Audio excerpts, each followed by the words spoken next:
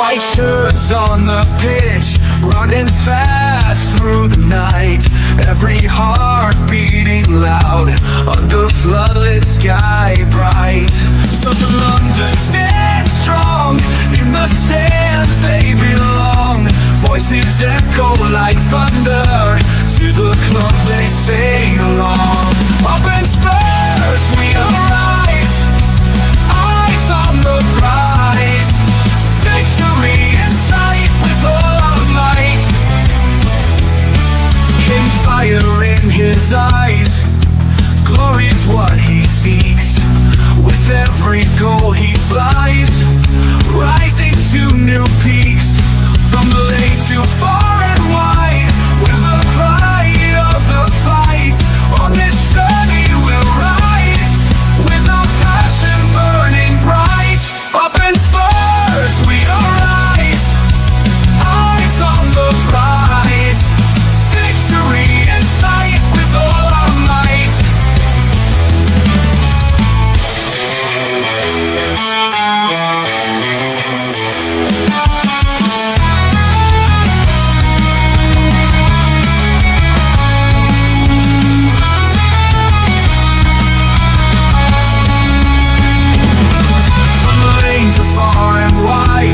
The pride of the fight. On this journey we'll ride, with our passion burning bright. Up in Spurs we arise, eyes on the prize. Victory in sight with all our might. With all our might. With all our might.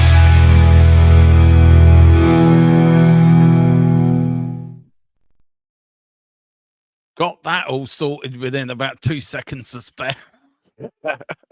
Right. Good evening and welcome to THFC Till I Die, to the Watchalong, to the most nerve-wracking we're going to be all season. Tonight is all about passion. It's all about delivery. It's all about playing for the badge. It's all about doing it all right in the night. It's also all about Ange Postecoglou getting it right, because his job may depend on it. We will keep you up to date with the rest of the scores tonight, but of course, our main priority, our main focus, of course, is all coming from the Tottenham Hotspur Stadium. And joining me tonight, and joining me for a night of tension, of highs, lows, tears, tantrums, me walking off in disgust if we lose, all consoling me when we do lose. Do you know, it is the one and only Kev. Kev, how are you this evening, sir? Not too bad. I have. It feels like I've run a marathon today. I've been, as you know, in the back behind the scenes. I was literally rushing to watch some football, and I am looking forward to seeing what unfolds. Just briefly, by way of update, or I think we do have one or two Manchester United fans that do join us in the chat from time to time. Mr. Heaven from Arsenal is making his debut start for Manchester United today against his pivotal game against Real Sociedad. So.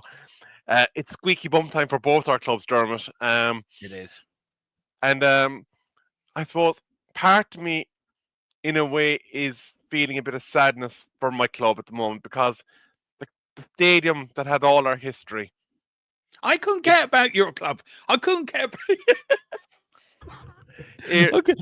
This is a Tottenham channel. It's a little bit. No, I get you. Yeah, it is worth. Joking aside, we are going to get into that, because that is something that's really majorly broke over the last few days, Kev, about you lot moving from Old Trafford. We've done it. We moved from White Hart Lane into our new stadium. But we'll get into that in a minute, because I know you're very upset about that. And I know how it feels. But the teams, the want to know about the teams. Do you want to go through the Man United team that's come out? Get that out. I'll go to the Spurs team. We got the AMZ Alkmarr team as well. Parrott does start tonight, guys. But this is the Tottenham team. And I think, if I'm right, this is the team I picked last night on the predicted lineup show. I don't know if you watched it, Kev, if you pulled your mind over that show, but it is the same team that I picked last night. Well, and I think just looking at it there to your right hand side as I'm or left hand side as I'm looking at you, probably your right hand side as you're looking at it. it's probably as strong a team as you could have put out. Now, there is one individual that sticks out, and it's Mr. I'm going to be fit for international duty centre back. Oh, don't get me started, please. Don't, not yet. Don't get me started on that fucker. Right, the team is a Vicario in goal. We've got the Spanish Matador and Pedro. We've got the Argentinian Bulldog and Romero. We've got Van der Ven, the quickest Dutchman in the West. We've got Jedi Master in Jed Spence. We've got a midfield three of Papa Saar. We've got the Swedish Messi in Bergville. We've got Dartsman James Madison. And up front, we have the French wizard in Odegaard. We've got Dom Solanke. And of course, the line that's signing it all off is Captain Fantastic himself, Mr. Sonny. Just very quickly, for ball fairness, this is the Alkmarr team. We have. I would like you to read that team out for us. So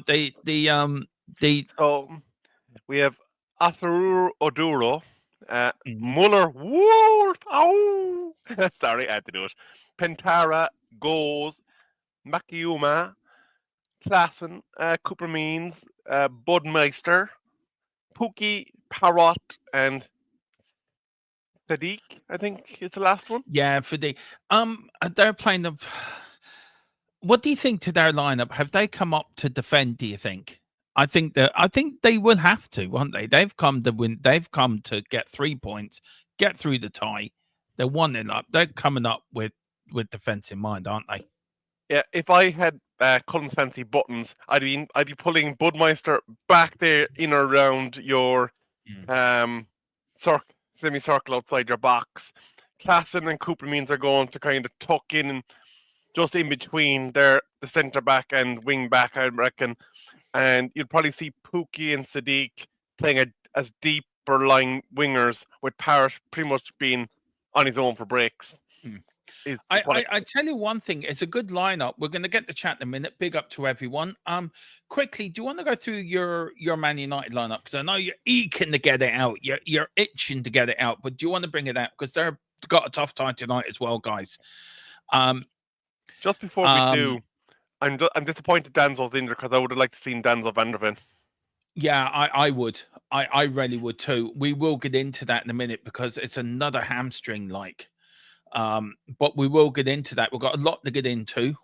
It is a tough night tonight. Should we welcome a few people in, or do you want to read out the Man United lineup now? While you got it there? Sure, I might as well knock it out. So we got Onana, who I have no confidence in, Mazraoui, Delict, and Heaven as our back three. So Mazraoui's been forced into a centre back type role. Dalot and Dorgu on the wing back. You've got Zimmerfriend, Casemiro, and Bruno Fernandes in your centre mid pairing, and then Xerxes, Hoyland, and Garnacho as your front three. Not a lot of creativity, I think, in that lineup. So it's probably going to take us a bit to try and break them down. And just to mention, in Real Sociedad, the Zubamendi Liverpool target from last year that told them to PFO starts in their midfield. Yeah. Yeah, go on. Then our bench, just kind of briefly touching it. Outside of Lindelof, Ugarte, and Eriksson, it's kids. Well, look, it's going to be a tough night up there at Old Trafford, but I think you've got more of the. I think you've got more chance of getting through than we do at the moment. Let's go through the chat before we'll bring up the subs. We've got Wayne Bonner. Big up, Wayne. He says, good evening, everyone. Strong defence tonight. It is a strong defence. So with who we're putting on our money to pull a hamstring tonight then? I'll go for Mickey. What are you going for? Where's your fiver going on? For a hamstring. Matters. Well, I think Madison has an awful lot to prove, to be fair. Big up the stateside footy. Big up stateside footy. We have to get you on the channel, if not before the end of the season, but definitely Drew the summer as well. We'll want to do some shows with you guys. And he says, that's a strong start in 11 for Ange. It is. I'm going to go through. I'm going to have my opinion on it in a minute. This is exactly what I wanted to see. I love that Ange decided to drop Biss and Johnson. Look, let's talk quickly about the lineup there, Kev. Tonight is all out tonight for Ange, isn't it, really? If we lose tonight, then it is do or die, isn't it? So do you think he had to go strong? He couldn't do anything else but go strong. But with dropping Basuma and Johnson, do you think he's made the right decision in dropping them two? Because I think he has.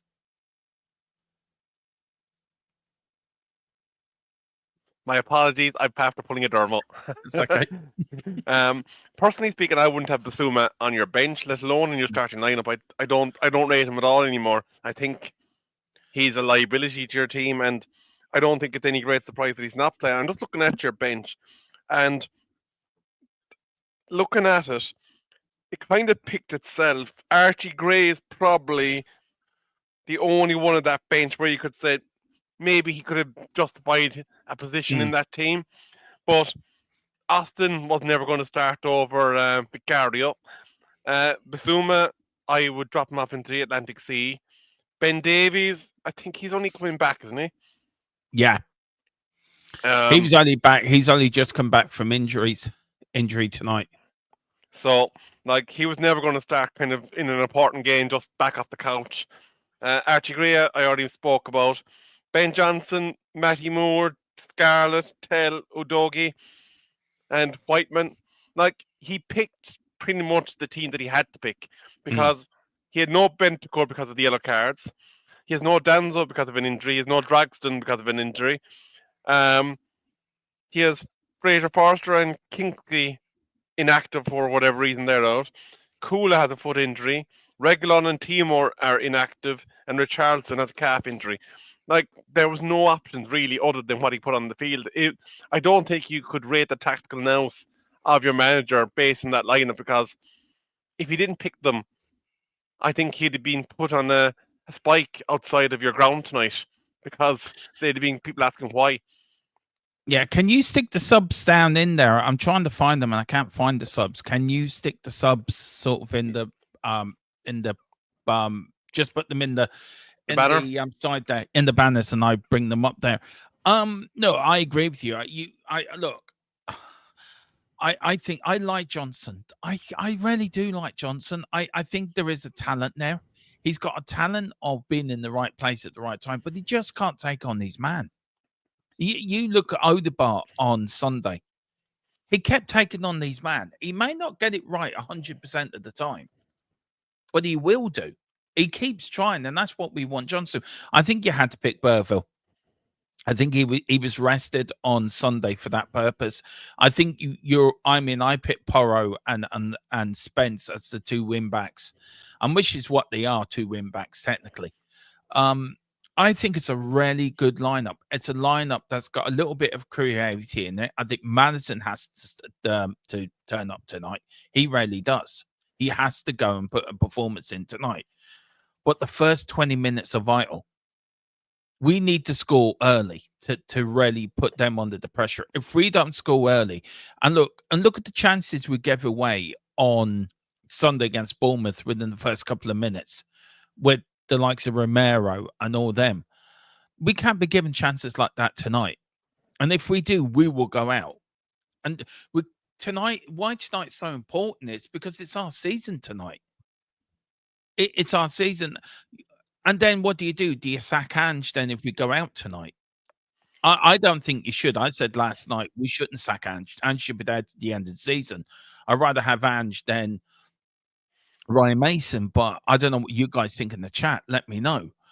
Kev, look, tonight is vital. What do you think Ange's sort of final words will be to the players before they go out? And also, did you find them a little bit tetchy in the press conference yesterday when I did do Ange Talk Spurs? He was asked a question about his own future, and he seemed very tetchy over it. Do you want to start on that first, that bit? Because does that show a man that's under pressure, or is he just thinking, look, my ability, I know what I can do, and I'm not. You shouldn't be asking me this question. It's a load of stupid. Why asking me? I thought it was a stupid question to ask, but what do you think?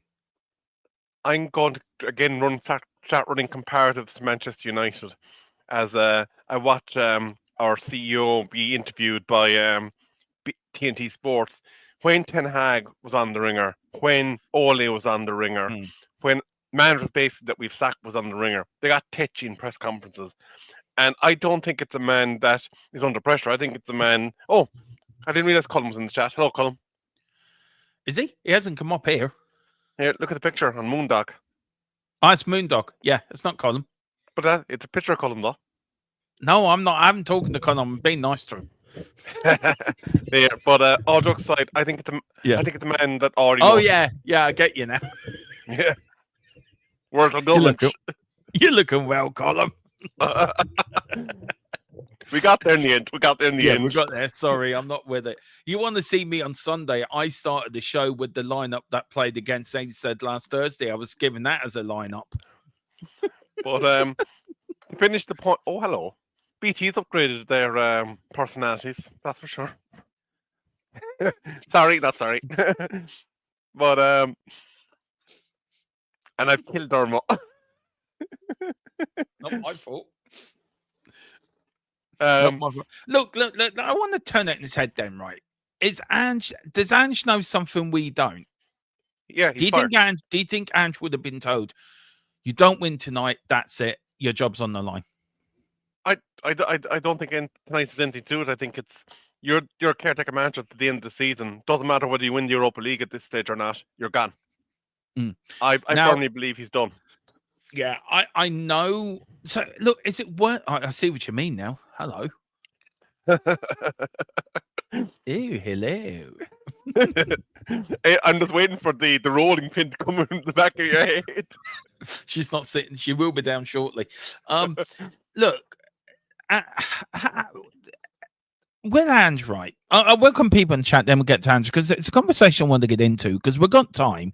We've got a good time, actually. That's why I want to do this bit for build up so we can start talking about stuff like this and really have a good conversation. Big up to Moondog. Hi, Dermot. I have emailed you, mate. Sorry to go out. No problem, Moondog. Let me know which email you've used because we've got two different channel ones. So I don't know which one you used. Let me know. Put it in the chat. It's fine. And I'll know which one. Statesize Footy, you have to give me your Twitter handle. What it is, it's THFC till it's I tell you what, do us a job. Get a Twitter handle if you can.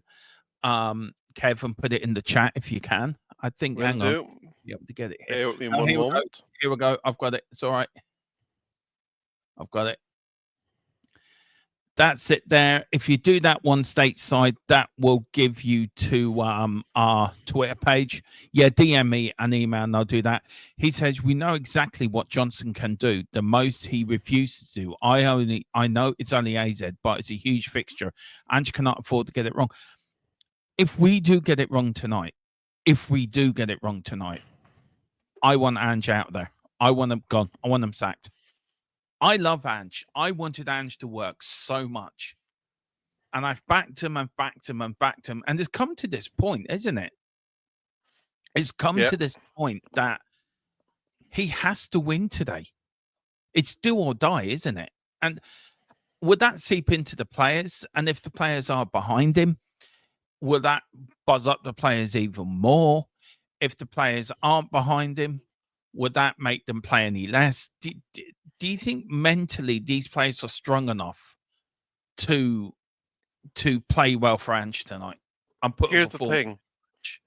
If they won't do it for Ange, they'll do it for Sonny. Because it's probably Sonny's last chance to win a trophy with you. More than likely.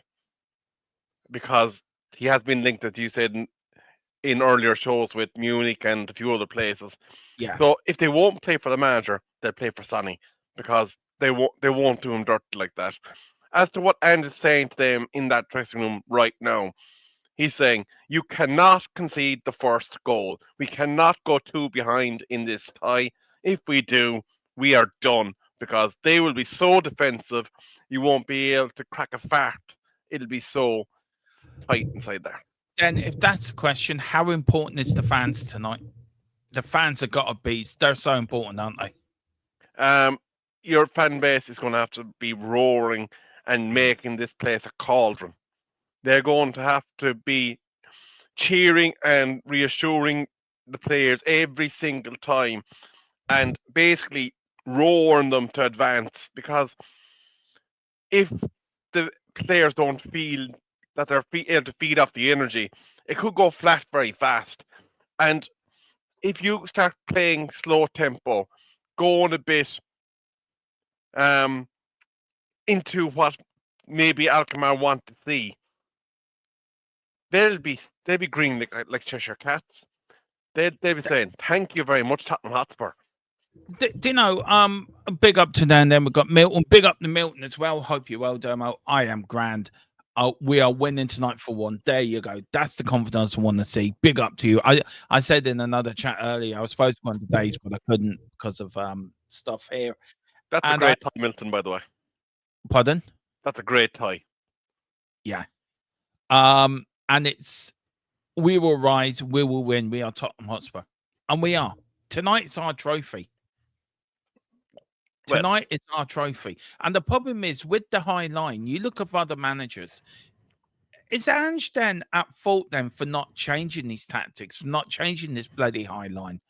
Even if you step back 5 yards back, you're still playing a high line, but you're not sacrificing your defense. I mean, we've got it here.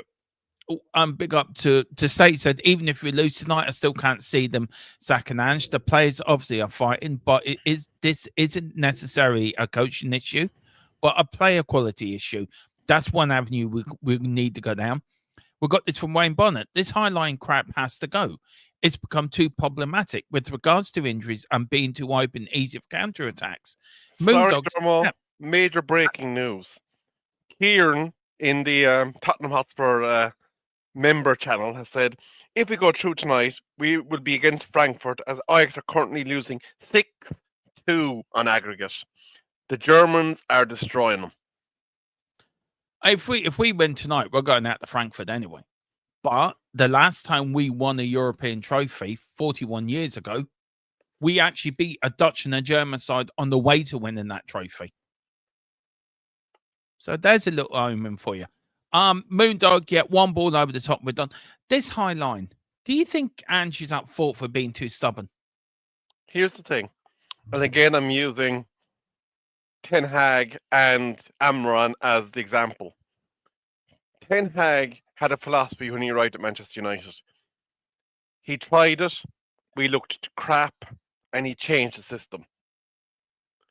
And he got criticised after for changing the system, for not sticking with his beliefs, playing through it and starting to cut the deadwood, and eventually building the team that could play the way he wanted. Ruben is sticking to his principles.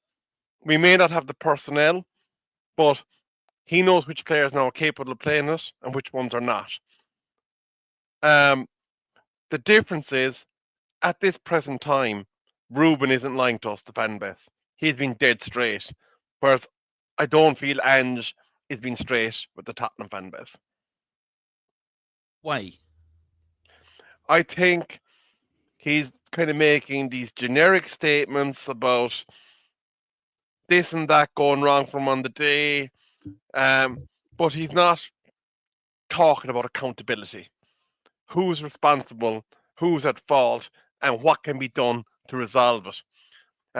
If he said, basically, look, listen, lads, not to be excusing it, but we have these injuries. We're still maintaining our philosophy. The players are buying into it. We gave it everything, but on the day it didn't work. Plan B was to do this, but we have changed it though. Everton away, we went to the back. It didn't work. The problem is, look, they're showing on pictures here against Man United against you and how good Vicario's been, actually, to be fair. But you look against Everton away, you look at Ipswich, you look at Leicester, games we should not have lost, games we should have won. Even at the start of the season when we drew 1-1 away to Leicester, a game where we should have won. He's too stubborn. The first 10 games were masked, and somebody said it to me, and it's actually right. The first 10 games mask what Ange is really like. He's got one way of playing, and that's it. You have to change. You have to You have to evolve as a manager. You can't tell me Sir Alex Ferguson, all them years at United didn't evolve as a manager or or changed his tactics or his philosophy because of the Premier League, because of the game had changed. The days of playing Ange football, we had that under Aussie idealists. It doesn't work. So if you're not going to change as a manager, then are you on a hide into nothing straight away? You look at other great managers that have changed, Mourinho, Conte, Nuno, all at the club, all doing well at their new respective clubs. So, and Ange's got this way of playing. You look at Madison bitching on the sidelines 2 weeks ago, a week ago when we were losing out there. Do you know, same play, the same play. You look at Sonny looking depressed. You look, half them players ain't behind Ange, half them are. But is Ange his own biggest downfall? Is he the biggest problem at the club because he won't change and because he won't adapt to a situation where he needs to evolve as a manager? If he wants to go to the next level, he needs to change the way, not fully change how he sees the game, but adapt to it. Okay. Do you think this is why all these great I'm sorry it's a long-winded thing, but this is why all these great managers win? Because they adapt and they sort of tinker with their philosophy. Ange doesn't. Well, I suppose what you're referring to there is the subtle things like when Fergie deployed Park as a man marker to mark out marquee forwards, when he had Darren Fletcher do a particular role, when he deployed a particular strike over another one because of maybe a height thing or whether he offered some sort of a different threat. But what you'll notice with all those things is, and you already said it, subtleties. The core principles were the same, but he made minor changes to adapt for, like, the low block. What you want is fast ball. You want to be able to get the ball out before they have a time to recover their shape. So you're looking for someone that can distribute a ball from your back line, ping it out to a winger that's capable of knowing they need to come back to the halfway line to pick up that ball and either charge forward themselves or be looking for that central striker to make the run. And maybe he's not identifying that kind of thing, but I'm looking at your bench again, and I'm looking at if he could have deployed a different strategy in terms of the formation. You're playing in a, what are we playing in today? We're playing in a, pardon me, I'm after knock it off the team. Either in a 4-2-3-1 or 4-3-3. 4-3-3. So, like, in reality, I suppose what you could have done maybe is have Madison kind of more tucked up behind Solanke and the two of them doing sort of a central feed, and then you're looking for Odegaard and Son to be bombing in from the wings and playing as inside forwards. But, like, when I look at the team that's on the bench, like, in reality, who would you bring in that could change that formation? You're not going to bring in Basuma for Odegaard or Solanke. Archie, Mikey Moore and Dean Scarlett. You bring in Moore. You bring in Archie. You bring in Mikey Moore. So if you're bringing in Mikey Moore, who you just raise an example? Let's run through it. Who goes? Odegaard, Solanke, or Son? Odegaard. So are you saying then that you play with maybe more kind of focus on your midfield and then requiring Poirot and Spence to be basically bombing up your wings? Look how many crosses Poirot's got in the last couple of weeks. How many? You look at that cross he put in a couple of weeks ago for our goals. He's a great crosser. He's been dreadful defensively, but he can put a cross in. Spence has been the redemption of the season, in my view, the way he's come back. Look, but here's the thing I want to put to you, though. If you were going in with Moore in that situation, would you have the Tottenham fan base as a whole going crazy on X today that you've been too negative considering you're one down? No, we shouldn't be one down in the first place. Let's be honest. This is not a top European side. They're sixth in their league. We shouldn't be 1-0 down in the first place. We should be 2 or 3 up. We're 2 or 3-0 up, coming in tonight, really relaxed and getting through to the next round. We shouldn't be 1-0 down to this lot. It doesn't matter who started the pitch, who came on against them a week ago. We shouldn't be 1-0 down. Simple as. And it's down to I think bad recruitment. Not everything is on Ange. Sorry about if you can hear any rustling in the background, I do apologize. Mrs. Tron is devouring through some crisps. We can't hear nothing, Dermo, you're safe. Yeah, I'm just saying she's really enjoying them. The chili, what are they? Chili what? Oh, the chili tortillas chips. There you go. Mrs. Tron's even gone for a Spurs. You gone for a Spurs win tonight? What? You gone for a Spurs win tonight? No, she's going for AZ. Mrs. Tron's being a rebel. Yeah, I'll just get through this chat. There's a few here. One going back to you, I think, or to me, from Stateside Footy. Good point as well. Big up to Gixie94. Big up, lads. We're going through tonight. I can feel it in my plums. Big up your plums, I suppose. But there you go. See old Kev getting excited there. Big up, Kev. We've got Boris. Big up, Boris. This isn't to say anything against any of you, but I had to call out somebody on X saying Ange will never get another job in the top 5 leagues, even though Liam Rosessa, who was in the Championship 1 and 2, lost out in the playoffs with Hull City. He's now at the Strasbourg in France and is now fighting for Europe. So never say never with a manager getting the job in the top 5 leagues. So true. So true. Big up Stateside Footy goes, but Dermo. This is to me, I suppose. Ange Postecoglou should never have been hired in the first place. True. He's never been in a charge of rebuild in his career. He's not a pragmatic coach. You don't hire Ange to oversee you. Look, I agree with you. I totally agree with you. But then you blame the recruitment team. Then you blame the recruitment team for not buying the players that suit an Ange system, that the players he wants to make Ange do his job. Everywhere Ange has gone, he's brought players in that he's wanted. Yep.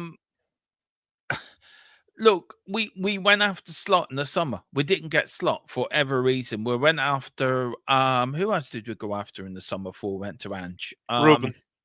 Ruben as well. Turned us down. It doesn't matter who's the manager there. It's never going to change. Because the owners won't spend money and back the managers that's there. Everyone's shouting to get Poch back, but even when Poch was there, we never backed Poch.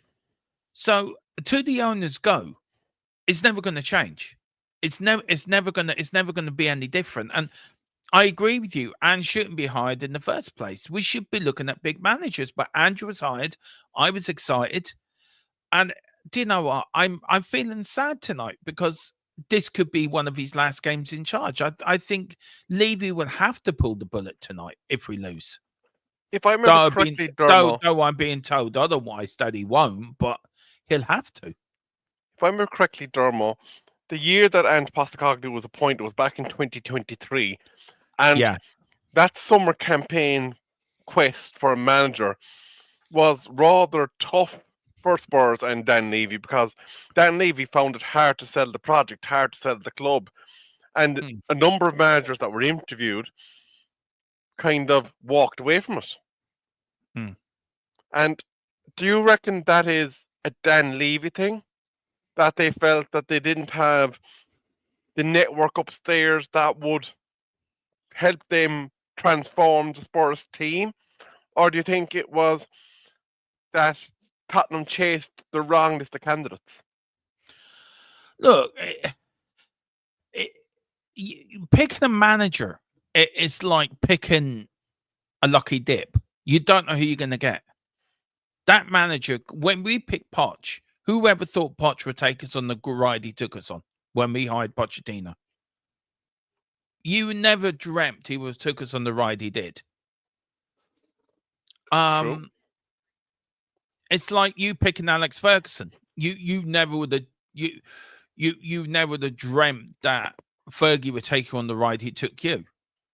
No, and it pick, it it did seem like he was going to be sacked at one point too. yeah, he did. I mean, sacking managers by picking a manager is like lucky dip. You don't know you're going to get. You look at Nuno, picked him after that ridiculous search for a manager that summer, where we just went on all summer looking for a new manager. So look, to answer your question, I think he's got to get it right in the recruitment team. I know he's not happy with Lang. I know Paratici's bands up in the summer. You bring Paratici back in and let him. He wants an Inzaghi in as manager, who's never managed outside of Italy, by the way. I've been told, I'm not saying, but one of the names I would love to see is Thomas Frank. I think he would do a good job for us. Everyone wants his Bournemouth manager. I don't think he'd do a good job for us. And I don't want him at the club. Because I tell you why, and this is my own opinion, I wouldn't be behind him, because why would he want to leave Bournemouth? He's building something there. So why would you want to come to Bournemouth where a manager or an owner is going to back you to an owner that doesn't back managers? And as you rightly said as well, you have to kind of look at the caliber of manager, because we've seen Chelsea before taking Brighton managers. We've seen Brighton managers going elsewhere. Yeah. And once they came out of the comfort zone that was Brighton, they got exposed. They found it tougher. Like, when you are walking out in front of the media and you're manager of Tottenham, Chelsea, Arsenal, United, Liverpool, City, it's a different level of pressure. It doesn't matter how good or poor your team is, you're expected to deliver results. Yeah, you are. And look, did the first 10 games for Ange mask? Look, I'm not saying everything's been bad under Ange, but did the first 10 games mask of what he could do if he had the right players? Well, I'm going to use Ole as my counter example this time. Remember when he came in as caretaker manager? He went on a run like there was no other. He knocked Paris Saint-Germain out of Champions League. He rocketed it up the table, and he looked like he was God's gift to management. But what you will find sometimes with runs is that the players are eager to impress so that they stay inside in the squad. Because we've seen for years, certain players playing in the last 6 months of their contract to get a renewal. They're going, they turned the corner. Great. Here's 3 more years for Dermo. And then Dermo's got his money. And then the following year, he's like, doop-a-doop-a-doo. And he repeats the process. I think what you saw, like the new manager bounce, as much as people laugh at it being a thing, is very much a thing. I get it. I do get what you're saying, but these players have let us down this season as well, by the way. The likes of Basuma, the likes of Madison, the likes of players like that have not performed.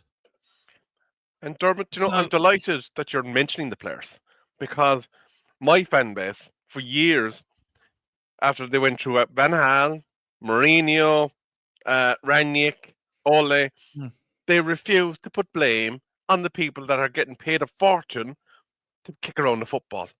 I mean, you got to blame the players. You have to blame the players. You blame the manager for a certain amount. He has to deal with the tactics. He has to do the training all week. But once a player crosses that right line, a manager can't go out there and make the pass for that player, or we can't make that player run, or we can't make that player cross. Them players have to do that job for themselves. You look at this lineup tonight. You look at Porro. You look at Romero. Romero thanking the Argentinian. I said it last night. The medical staff for helping him through. Why not thank the Tottenham medical staff as well, which we all know is in disarray? But just a little bit of PR, a little bit of, even if you don't mean it, it looks good. Look, I would like to see Mickey van der Ven and Danso, but Danso's put his hamstring. We've got big up Chili music. Just to go through these very quick. But Chili music, I think we will lose tonight. Ooh, Chili music. wants Ange out. Big up to Boris. I say it's 50-50 of the signings are club, some are Ange's. I want to get away with this myth now that Daniel Levy tells people who to buy. Could I just get rid of this myth now? It is not true. Okay? Ange only wants any player that is there in that club under Ange Postecoglou, Ange is giving 100% to. I can't see Daniel Levy going into Ange Postecoglou, I want you to sign this player. I can't see it. Here's the thing, though, Dermo. If Ange Postecoglou's ultimate responsibility is the preparation of his squad for any given Sunday of a game, and he might say, okay, I want a striker. I need a proper replacement for Harry Kane.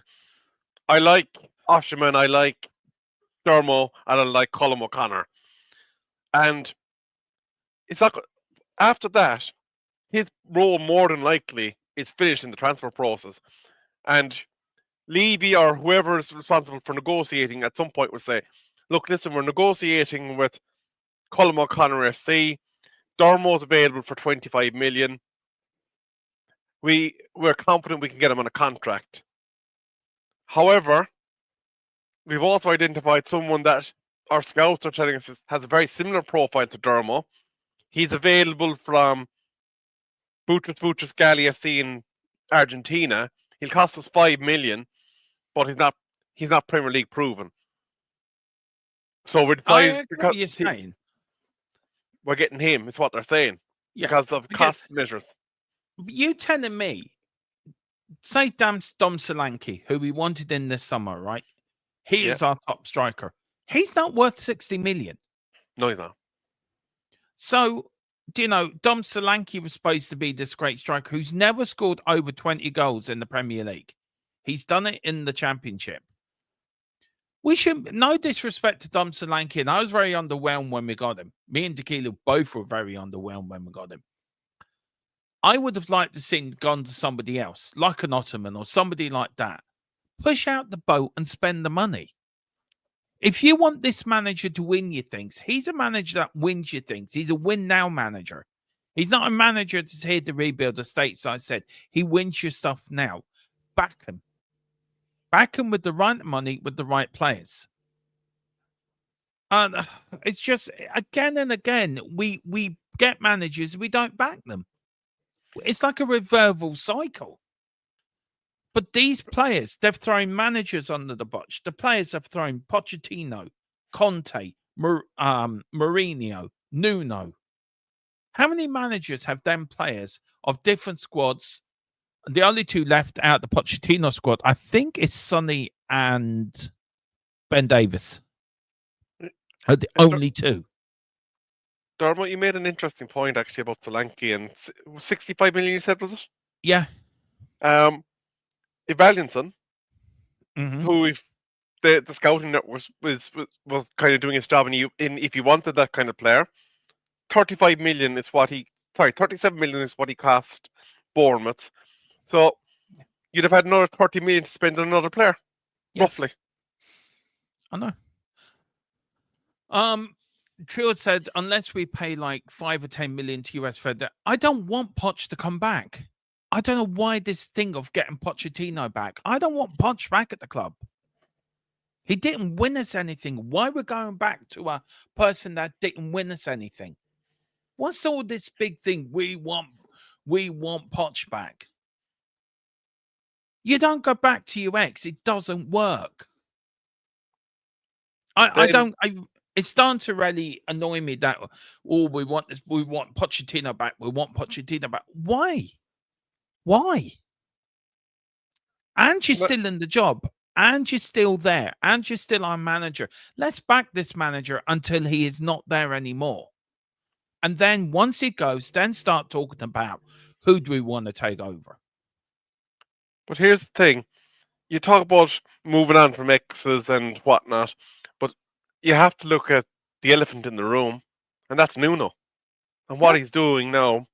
And you have to question then, okay, if these managers are in fact actually capable and they go on and prove it otherwise, then what actually is the problem in our club, and you have to kind of deep dive the upper echelons, i.e., the Levy level, your executive, your recruitment, the people that are giving out the contracts. You have to look at your medical staff, which was a major problem at United because we couldn't keep players fit, and we still can't keep players fit. Yeah, you want to try Tottenham's medical thing? Our medical is absolutely it's ridiculous. And I think Nuno and what he's doing at the moment kind of shines a big, massive spotlight on Levy and what exactly he's at the club at this point. Yeah, that's true.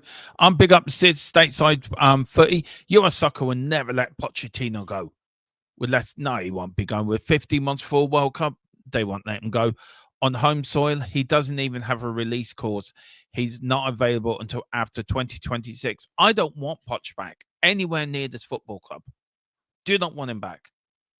Don't want him back. It's like, I don't know. It's like Man United going if they sat their manager, it's like them going, oh, let's get Ollie back again. You're not going to want Ollie back. So I don't want Poch back.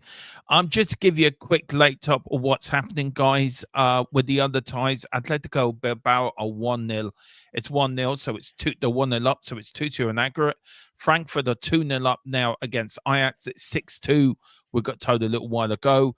Lazio are 1-0 down to a Victoria playing, but they're 1-0 down, so that's 2-2 in aggregate. Olympiacos are 1-0 down to Bodo and Glimp. That is 4-0 to Bodo and Glimp on aggregate. So, very quickly, who do you expect to be in the quarterfinals of the Europa League? Well, Frankfurt look like they're going to go through. They're actually gone final, Dermo. So Bilbao, Frankfurt, Lazio, and Bodo Glimt are all gone through. So, are we the last game then? Well, there's the Lyon FCSB game. There's United and Sociedad, Rangers and Fenner, and Spurs and Alkmarr. So these have gone through. So these are results. So they're all final now, yeah, because we're only 5 minutes from the 8 o'clock kickoffs. Yeah. So who Bilbao play in the quarterfinals then? Let's have a look here. Bilbao. So, Bilbao aren't still in it, are they?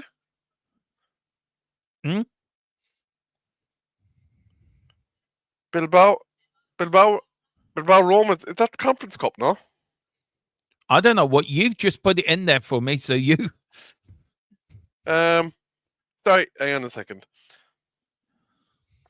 Sorry, yeah, it wasn't Bilbao, me Roma. that did this. Sorry, It was my co-host who put this in for me, so I'm blaming him. I didn't know nothing about it. He just put it there. I'm just using it. You can't get the staff these days. So Bilbao won 4-3 in aggregate. Yeah, and it does. They are going to play the winners of Fenner and Rangers. Oh, right. The teams are in the tunnels, guys. It is. Oh God, I am so nervous. I've never been this nervous before a match in all my life. I am. A Bruce Buffer. Let's get ready to rumble. Oh, rumble! I feel rumbling in my stomach. A fair play to the AZ fans swirling around their flags in the stand. There's Troy Parrott standing in the tunnel, looking quite sheepish. Here's Vicario coming out, looking steely. Mickey van der Ven looking steely. There's Sonny, shakes the hands of the referee and the linesman, shakes the hand of the opposition captain. The players are now coming out. There is the Tottenham substitutes. Richie's there. Bergville's coming out. There's Ange Postecoglou looking a little bit sheepish. There is one and two of the subs coming past. Tottenham, if you wonder what they're playing, they're in all white tonight. It's the European kit. It's all white under the lights. All lily whites under the lights at White Hart Lane in the European night. There's Ange clapping the fans. Getting a good reception, actually, from the supporters tonight, Ange. What's Glenn Hoddle saying, out of curiosity? Don't know. Haven't got my sound on. I just turned you on there on me mobile. You're currently still in the tunnel as I see it, and they're just showing They're Sonny. just coming out now.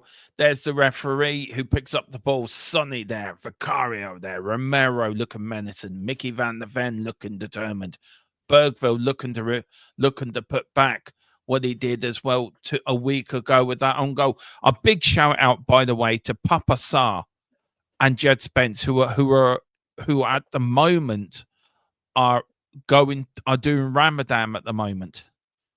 So a massive big up to them too. Because with Ramadan, you can't eat during the day. From sunset to I think it's sunrise to sunset, you can't eat. There is the mighty cockerel. There is the cockerel that stood on top of the west stand of White Hart Lane for all them years. Alkmarr all in red with right trim down each side. Then we're going to come to the lines. The referee tonight, for what they're wearing, they're in blue tops, black shorts, and blue socks. That's what they're wearing. And of course, Tottenham and all in right. And there is the team. It's a Vicario, Pedro Porro, Cristiano Romero, Mickey van der Ven, Jedi Spence. We've got Sarr, Bergville, and Manderson for a midfield tree and a front tree of Odegaard, Solanke, and Sonny. Big up to everyone that's watching us. 103 of you watching us tonight. Let's get this job done in 90 minutes. I do not want extra time. Actually, briefly, Dermot, before the action kicks off, I do want to raise something from last night's football. Yeah. What did you think of the whole double touch on Alvarez in the penalty shootout? Bullshit. That's it. That's all I'm going to say. PS. Bullshit. If that wasn't a rigged game, that was rigged. Last night, that was a rigged game last night. I'm sorry. That was a rigged game. I don't know what you think of it very quickly. I do love Tottenham. I'm going to speak to Colin about how we do our predicted lineups, but Tottenham do something with the players. And I have to speak to my graphics man and see can we get something done for next season. Look, you were talking about Old Trafford. Can we talk about that at halftime? Okay. You should have reminded me to go back to that. Because it's a big thing, isn't it? That's just why Sonny and that are doing all the pleasantries in the minute, swapping pennants and that. Old Trafford, are you sad to be leaving? Well, it's where all our history is. A bit like White Hart Lane before you went to the Egg Bowl. Like, I can see the appeal. Look, hang on a minute. You leave our stadium alone. We got the best stadium in the Premier League. Well, you can't argue that the architecture. You can't argue that the architecture of these new stadiums, they look like egg bowls. All of them, every single one of them. Like, they're fantastic inside them. They're modern. They're clean. They give a great fan experience. But like, if you were to look overhead and you didn't know any of the hoardings and you couldn't see any of the advertisements, could you tell the top of one stadium from another? Yeah, I know White Hart Lane from an instant.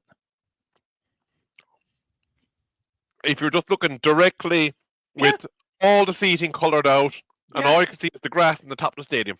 I'd tell you it was White Hart Lane straight away. Interesting. But I believe we're getting close to kick-off, Dermo. We are.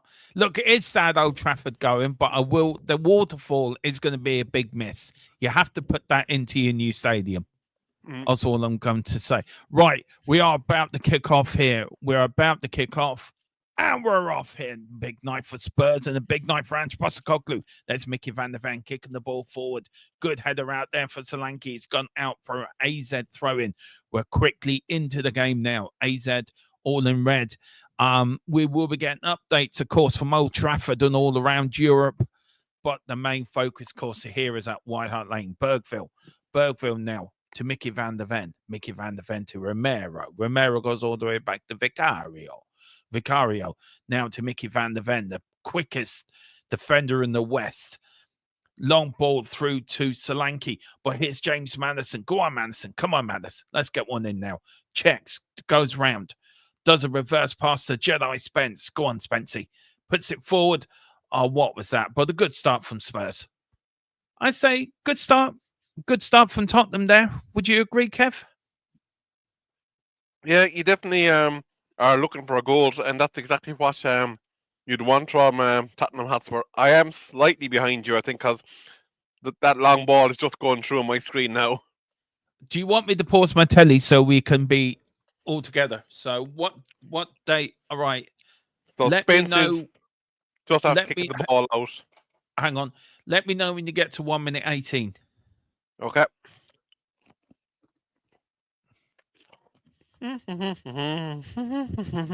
You there yet? No. I'm just looking Fuck me. at ends now. Yeah, we'll just keep it 1 minute 18. 110, 11, 12, 13, 14, 15, 16, 17, 18. There you go. Right, I need to turn the scoreboard back as well. Because that went sort of for a Burton. Big up to DJ Samuel with 50 bleeding pounds. Holy heck. Are you joking me? I am Right. not. Big up, DJ. Seriously. 50 quid. God. Right, just give it 2 minutes and I'll see what that super sticker is. Just if you can just do the commentary there for us for a minute. So we got AZ Alkmarr there playing the ball forward. Easily defended by Tottenham. Then it's back to Vicario. Vicario looking to roll the ball out to Jedi Spence, but he doesn't. He moves it quickly and on the wing. We've got Johnson back to... Sorry, not Johnson. Up. Overton. Tottenham playing the ball around the centre of midfield. And the block that we worried about for AZ Alkmaar is firmly in effect. They are retreating heavily towards their own back line. But Tottenham now moving the ball through. I can tell you what it is. It is a pair on a rocket going all over the place. Going, this is Tottenham Hotspur winning the Europa League. That's what it's on. DJ, thank you so much. I'm not usually speechless, but I'm speechless. I am so humbled. I am. I don't know what to say. I really do not know what to say. Kev, do you want to say anything? I'm literally speechless. What do you want to say to DJ? DJ, wow. Man, myth, legend, fair play. And if I assumed incorrectly, I apologize in advance because it could be DJ short for a girl's name too. I don't know.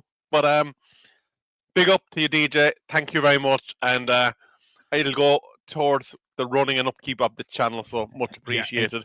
Yeah, it really does. Thank you so much, guys. DJ, thank you.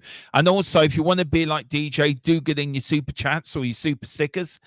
And also, do pick up your memberships as well. It really does mean a lot to us. We are trying to do some members only content. We're not great at it. We do admit that. But we will get there. We've got a lot of plans for the summer and for next season and the end of this season as well. But DJ, thank you so much. Honestly, wow. I can't get over that. I just cannot get over that. Thank you so much. Here is, let's hope the boys do you proud tonight now. Here is Tottenham now. Lovely one-touch stuff. Solanke did Jedi Spence now to Sonny. Sonny loses it.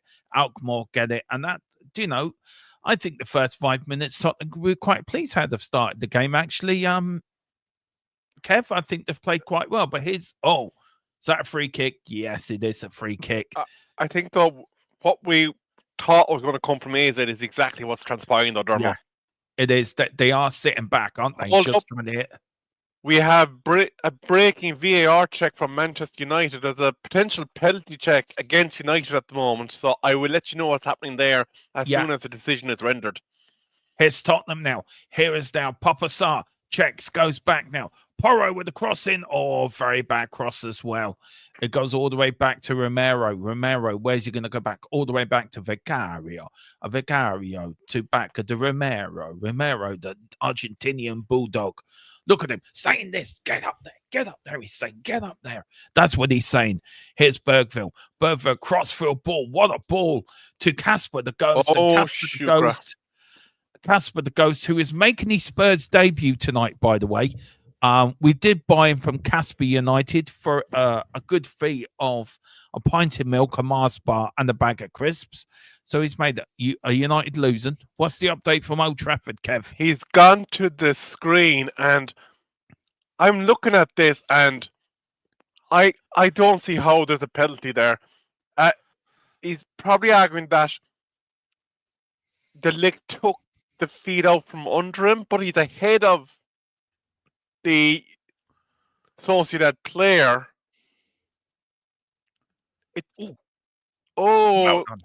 That I can see how it could be given. The Ligt could be in trouble here. Here's Sonny. We'll go back to Old Trafford in a minute with more of an update, but here's Sonny looking to go back. Oh, he's lost it again, but here's AZ Alkmarr now. Here's Troy Parrott. Troy Parrott being fouled, and it is a free kick. We're back to what's happened. I take it you're 1-0 down. It's a penalty. He's given a penalty. Well, they can miss it yet. Don't lose your rag. They can still miss it. The Ligt has been booked, and this is absolute fucking bullshit. Well, concentrate on Tottenham, it cheer you up. Concentrate on Tottenham, it will cheer you up, believe me.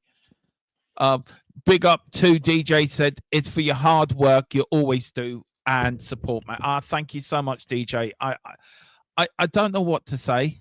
I'm really humbled by that. And look, I love doing this. I do this because I love doing it. I love talking to you guys. I love doing football. I love doing content. I'm a journalist. This is my ideal job. Kev, look, you've joined the channel, and a great asset you've been to the channel as well, I have to say.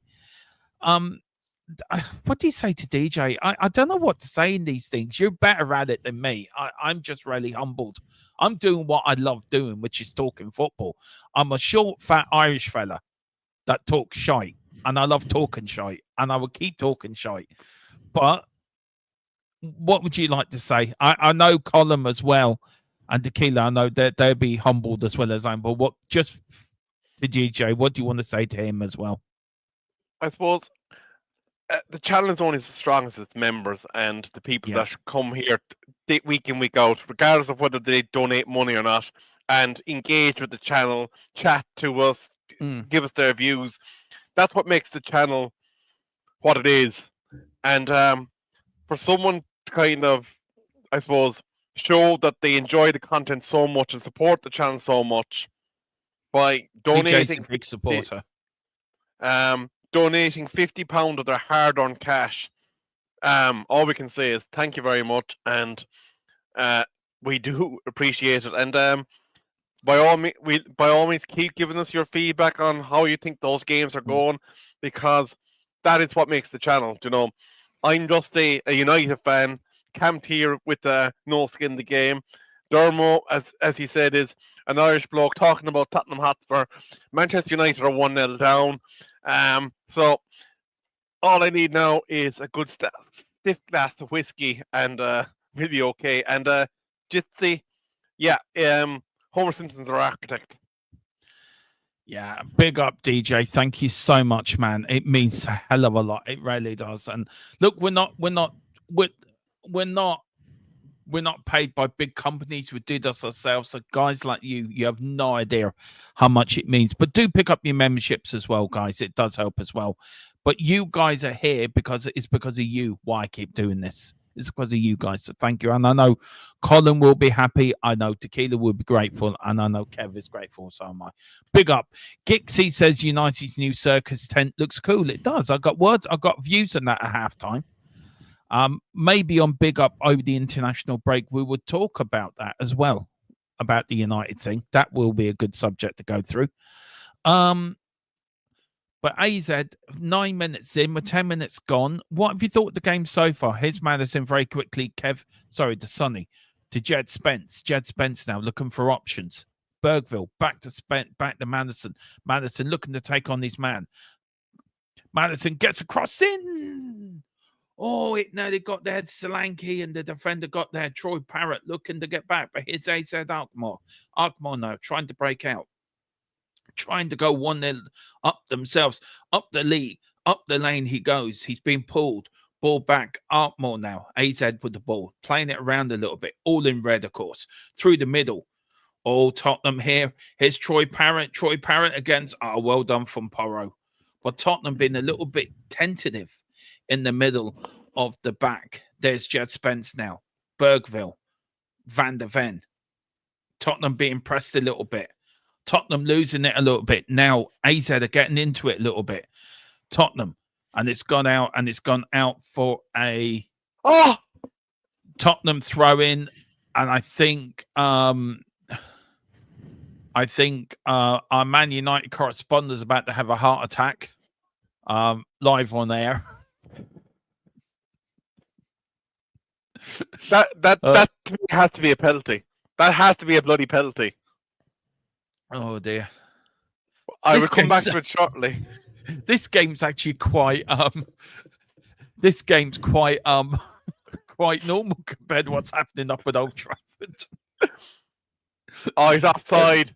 He's offside. Anyway, here's AZ with the ball. Good defending that was for Moderbutton. Has gone out. Oh, he's onside. It's okay. There's Shamu. DJ is dropping the bag. He is. Big up to DJ. Honestly, thank you so much, man. Thank you so much indeed. Here's Spurs just now. A quick update. Yeah, it's the exact same thing as what the United penalty was given. Yeah. What's the latest up with Rangers? Are they winning? Because I know they were 3-0 up as well. So what's the latest scores around the European games tonight? Everywhere, bar at Old Trafford at the moment. And then in the Conference Cup. Oh, sorry, I tell a lie. Leon just scored. So they're 3-1 up in aggregate and coasting. Oh, please don't make this one of these 0-0 games, please. The last time we went to see AC Milan against Tottenham and we were 1-0 down and we got a 0-0. And that was the end of Conte. Conte left, I think, a couple of games later or a game later after he actually got himself to sack. I remember actually going back to 91, 92 when we were 1-0 down to Feyenoord. And they drew 0-0 with us to go out of the penalty given. Pardon? Penalty is given. Bruno Fernandes has ball in hand. Oh, God. Bruno. Go on, then. Go on, take it. Looks at go the ball. on. Go on. Sorry, Kev. It's Sonny. Sorry. It's Sonny. To Eidebar. Eidebar. Can he get across in? No, he doesn't. He gets it back to Sonny. Sonny now. To Madison. Madison now. Crossfield ball. Checks, goes back. Trying to put it through. Here's Odegaard, who ran the length of the pitch, by the way. I know United have equalised. Can see right at the corner of me eye going absolutely ballistic. So I know United have equalised. Bruno Fernandes, sorry. I tell you why I stopped you. Odegaard picked the ball up in the middle of the area and just started running through AZ players. Like they weren't there. That's why I stopped you. I'm sorry. I do apologise. No. I have to say, this penalty style that he's deploying has to go in world football. It was like a little duck shuffle. Shimmy, shimmy, shimmy, shimmy, kind of step and kind of kick. I can't stand it. Anyway, AZ, Tottenham pressing like mad. Goalkeeper kicks it up the field. 0-0 at White Hart Lane. 14 minutes gone. Jed Spence turns round. Turns like a little eel. Then runs up the wing, checks back, gives it back to Madison, the darts man. Madison looking to hit the bullseye with the ball. He doesn't. He finds Mickey Speedy Gonzalez, then the quickest Dutch man in the West. Here is now Madison. Madison to Sonny, Captain Fantastic. Back to the darts man, Madison. Looking to the Jedi Spence. Looking Tottenham now trying to do something.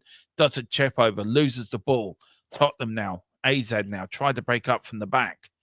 Kicks it long up the field, looking for Troy Parrott. A good header, but AZ lose it. They give it away again to Papa San. No free given. He's looking for a free kick anyway. Here's Jedi Spence. You have to admire how organised they are in that compact formation, though, don't you? They're like they have the 8 players formally all in their right positions. Yeah. Here is now Tottenham again. Bergville, 15 minutes gone to Jedi Spence. Tottenham attack. That's what they're playing at. Here's Spence now. But AZ, as our correspondent, as our tactical guru in Kev is saying, they are playing.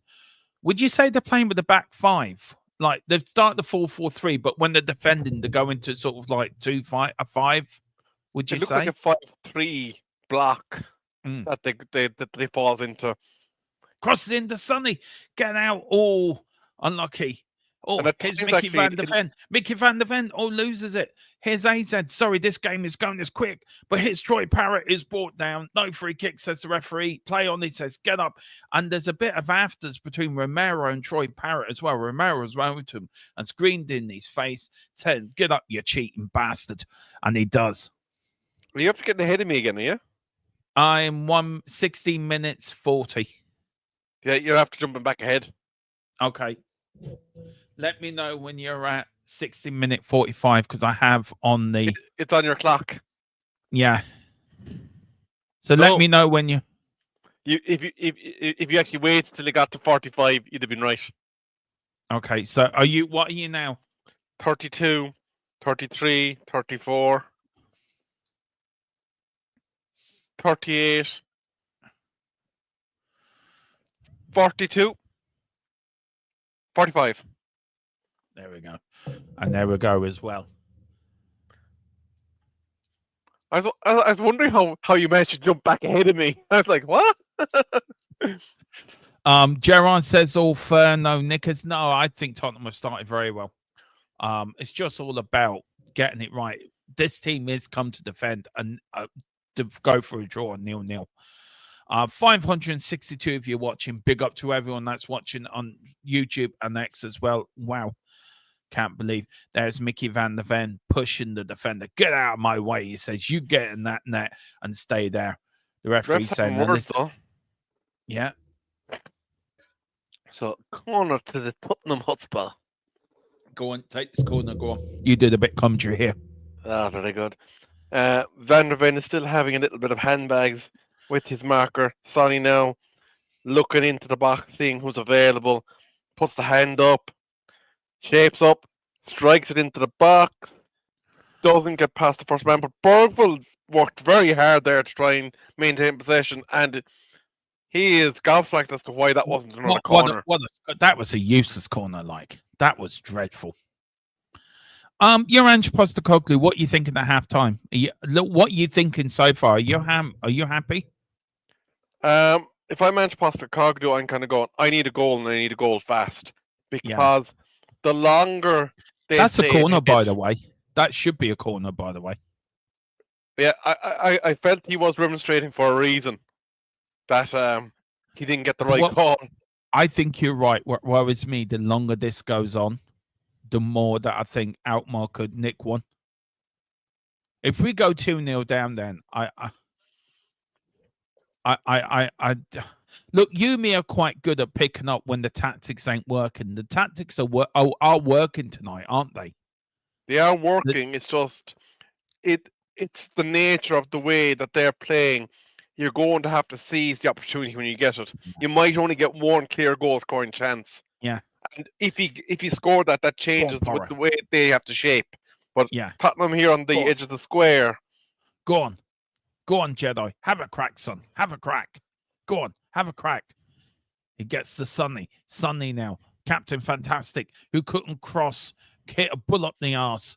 And even from a cork man would tell you that is not a hard thing to do. Isn't that right, Kev? Well, I don't know what kind of bullocks you'll be chasing there now at the end of the day, kid, but what I would like you to do is see this wee barcode over me head. Go on, if you ever came on like the fellas from Kerry and the Doyle and started talking and your hat started falling off your head, then I do have one of those caps somewhere. I have to find it. We should wear the one for Monday. Oh, you need to wear them on Monday because you'd be doing that. What's your man's name? Oh, what's his name? Danny Lee. You'd be like one of the Danny Rick. Yeah. Oh, but at the end of the day, like Enoch Burke is over there in Washington DC, and he's doing a stand-up, Anyway, is that a standing free outside kick? the White No, this House. referee. Out the field it goes. All the way back. Tottenham need to get a goal here. Like, that is going to be, the longer it goes on, the more the pressure is going to ratchet up. I'm already starting to feel the pressure already. Any draw would do Alkmarr, you know that. 1-1, 2-2. Any draw would do them. We need to win tonight. Well, first things first, you need to get back in parity. Yeah. Because the longer it stays this way, the more defensive they're going to get. Would you agree with Gerard? He said it's time for a few changes, Dermo. This is Muck and Clueless. Do you feel do you look, just to say, look, let's talk it from Gerard's point of view. Do you feel Tottenham are sort of, they're penetrating, but there's no, do you know, how can you put it? Do you know what I'm getting at? They see it's all. Oh, I'm thinking about who you'd spring from the bench, and how. There's how nobody on the bench apart from Mikey Moore and Brendan Johnson. See, that's the thing. Like, do you do a like for like change in midfield? What does that change? Nothing really. Well, you don't want Basuma coming on because he's fucking useless. And if you do sacrifice one of the front three, all you're doing is making that midfield even more compact and more cluttered. So, unless you decide to bring on Tell for a midfielder at some point and play a few more attackers. Well, you put, Posto. But anyway, here is Sonny. That's true. Here's Sonny now. Trying to get across it. Is it going in? The keeper could have caught it, but he punched it straight out to Troy Parrott. Troy Parrott now. And here's Elgs. Oh, and they've lost it. Here's Mickey. It's all been Tottenham, really, hasn't it? To be fair. Yeah, but I think that's the game plan. Yeah, but problem is, though, I can't remember AZ getting across there. We only beat them 1-0 when we beat them here in the league phase of the this Europa League. By the way, it's not like we battered them. But 1-0 will do, Dermo. 1-0 gets you extra time. I don't want extra time. I really don't want extra time. But I'm just saying, if you can't get past them for 2 goals. Yeah, I know what you're saying. I've got Formula 2 and Formula 3 to watch because the Formula 1 season starts this weekend. What time are they starting? I think Formula 2 practice starts about 11:15, and Formula 3 starts at 12:30, and then EF1 first practice is 10 past 1 o'clock, I think, in the morning for the first practice of the Grand Prix. Would I be right in thinking, Dermot, that the forecast apparently is that it's going to be piss and rain, slippy track, and there's 3 rookie drivers out there? Yeah. You and me are going to have to. Yeah, I tell you one thing you and me are going to have to do before the weekend is do our are you going to be watching the Grand Prix? Unlikely to get up, I think, at 4 o'clock because I'll be looking after me there. So I'll need my sleep. Will you be watching the highlights? Oh yeah, I'll be watching the highlights, definitely. Because you and me are going to do a pre-record on Monday for the full Fair time. enough. What we're doing our F1 preview and review, so we've got that to look forward to. Here at Dermo, there's 666, the number of the beast in the chat. 666. The devil is watching. The devil went down to Georgia looking for a soul to keep. Well, the devil is looking for a win in Old Trafford. That's what he's looking for. Here's Alkmarr. Alkmarr brought down. Free kick says penalty. No, free kick. And it is a free kick to AZ. Big up to Mr. Carl. The truth for my sins. Simpson. It says AZ are offering nothing. Spurs are more clinical. Yeah. They are more clinical. I agree with you. Gerard says the AC keeper is on the bench towel. Beach towel, Dermo. Smoking a cigar. He is. But this is now where we got to be. This is where we got to be. It's a free kick now to AZ. Romero gave it away. Romero being the idiot that he is. Well, you need to clear this. If he this is their first real attack of this match.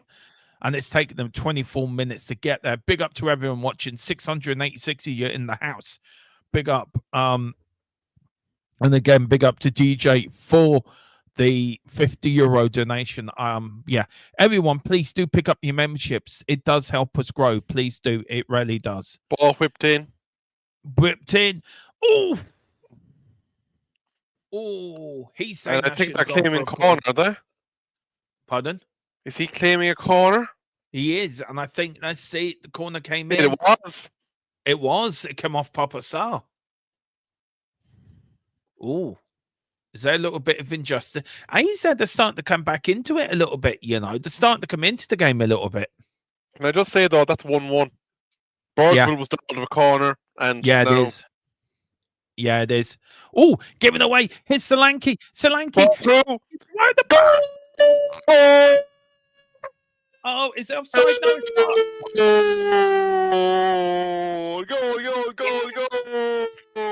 Goal. Come on. Come on. That's it. Come on, we're through. Tottenham won. I need to change the scoreboard. Where's the scoreboard? Yeah. Alkmarr. I think that's his first go for Tottenham. Come on.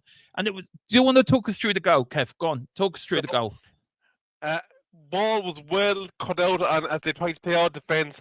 Ball was squared into Odegaard, and he just put his boot through that, didn't he? He did. Yeah, first time shot, no thinking about it. Put his boot through it into the corner. 1-0 Tottenham. That's what we want. And it is Odegaard. Spurs now. Get two more before halftime. Relax in the second half and think about Frankfurt in the quarterfinals. And me and Kev will be doing more of these European nights. That's what you want. You want me and Kev on European night duty.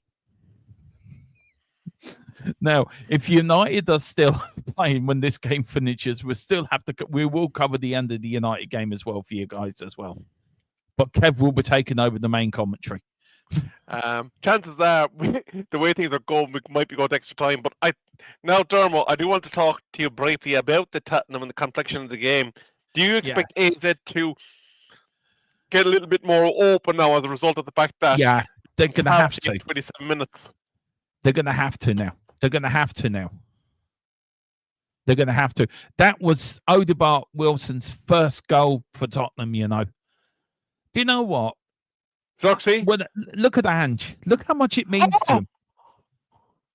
Look how much it meant to Ange. It meant everything to him, that goal. He knows how vital that goal can be, how vital that could be for Tottenham. Here's Odegaard now. Odegaard, Tottenham looking to make it 2. Lovely ball. AZ now having the clock. The game is on. The game is afoot, as Sherlock Holmes would say. It should be 2-1 in Old Trafford, by the way. Xerxes there's a put a lovely ball to Hoyland. And... Sorry, Kev. Madison is down. He's still up. He's up. He's hobbling. Is that a hamstring? No, he's hobbling. He's holding his ankle. He's hobbling. Let's see. There's he got the ball. Oh, he pulled up himself. I think he got his foot stuck in the ground. He is hobbling. And the ball's gone back to a Vicario. He just pulled up himself there, Kev. He didn't. Nobody was around him. But yeah, 1-0 Spurs. Did you see Ange's reaction? How much that meant to him, like? Oh, yeah. A bit of relief, I think, that he got back in parity in the first half, because it would not have been ideal to go out into the second half, still chasing that equalising goal. He now has 15 minutes of the second half, plus whatever is added by the referee, and the 45 of the second half now to basically finish this game in the 90. Yeah. Oh, hits Odegaard again. Odegaard's going to go. The keeper was out quick at that time. And that Odegaard is absolutely lightning fast. What's happening around the grounds there? Kev, give us update with everywhere. All the goals tonight in the rest of the Europa League and the Conference League as well. So give us an update. Well, absolutely. It should be 2-1 to United. Gilt edge chance for Rasmus Højlund, who saw the ball trickle past the post. But in the other games, it is currently Lyon 1, FCSB 0. Manchester United 1, Real Sociedad 0. Rangers 0, Fenerbahce 0. Tottenham 1, AZ Alkmaar 0. In the Conference League, after penalties, or it is Lungano who have gone through against some other team that I never heard of. SK Rapid went through a 2-1 after extra time. Chelsea and Copenhagen are currently 0-0 after 33 minutes. Chelsea currently lead at 2-1 on aggregate. Fiorentina are 2-0 up on Panathinaikos.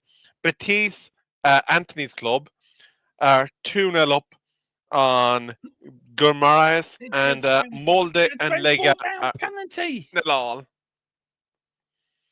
That We is have a a penalty penalty. shot, do we? That should have been a penalty. He was brought down. That was a penalty not given. Referee, are you effing blind? Here's Alkmarr. Alkmarr now on the attack. Looking, goes back. That should have been a penalty. Big up to Gixie. He says, hopefully the floodgates open now. Yeah, there will be. Oh, dear. Oh, here's AZ. AZ looking to come forward. AZ looking for a break against Tottenham, against Mickey van der Ven. Here's AZ again. Puts the cross in. Troy Parrott. Oh, what was Porro doing? He doesn't. He keeps it in.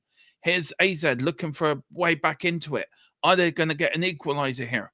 Surely not. And the ball goes so wide that it's still going. And I think it's just gone past Jupiter on its way to Mars. Sorry, Kev. Didn't mean to jump in front of you there.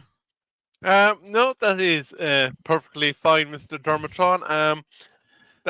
He will bollock me after the stream, by the way. He will be bollocking me. He will be telling me off. He will be saying, how dare you come across me? He's one of these sort of, if you're looking at Kevin, right, you're looking at the John Motson or the Jimmy Hill of the co-commentary world. He just doesn't have Jimmy Hill's chin. Now you just look like somebody out of Watch Dogs. Oh, dear. Ball in and United game into the square. Nothing coming from it. No, there's a few more comments though coming through. Dermo, are you not entertained? Says I'm being very much entertained. I am being entertained. Just want to get my Robbie Williams album out, single out. Let me entertain you. I think Ange plays that in the dressing room, before the game. Anyway, here's Sonny. Can we make it 2-0? Sonny, then we will be entertained. Sonny shoots. Straight into the arms of the goalkeeper. And there is Sonny doing something really disgusting with his nose. But I didn't really want to see that, Sonny, of you. Look, we've got the international break coming up, guys. Just to let you know, we are going to cover in the internationals over on Big Up. So do hit that QR code above Kev's head, if he will point to it above him. There he is. Do hit Much Day Magic, where we're covering everything to do with the internationals and everything over there.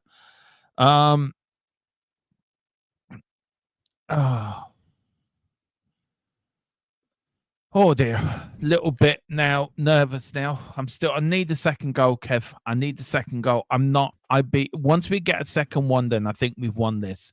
Until then, we're given away by Porro yet again. Here's AZ Alkmarr cutting in, looking for options. Don't find any.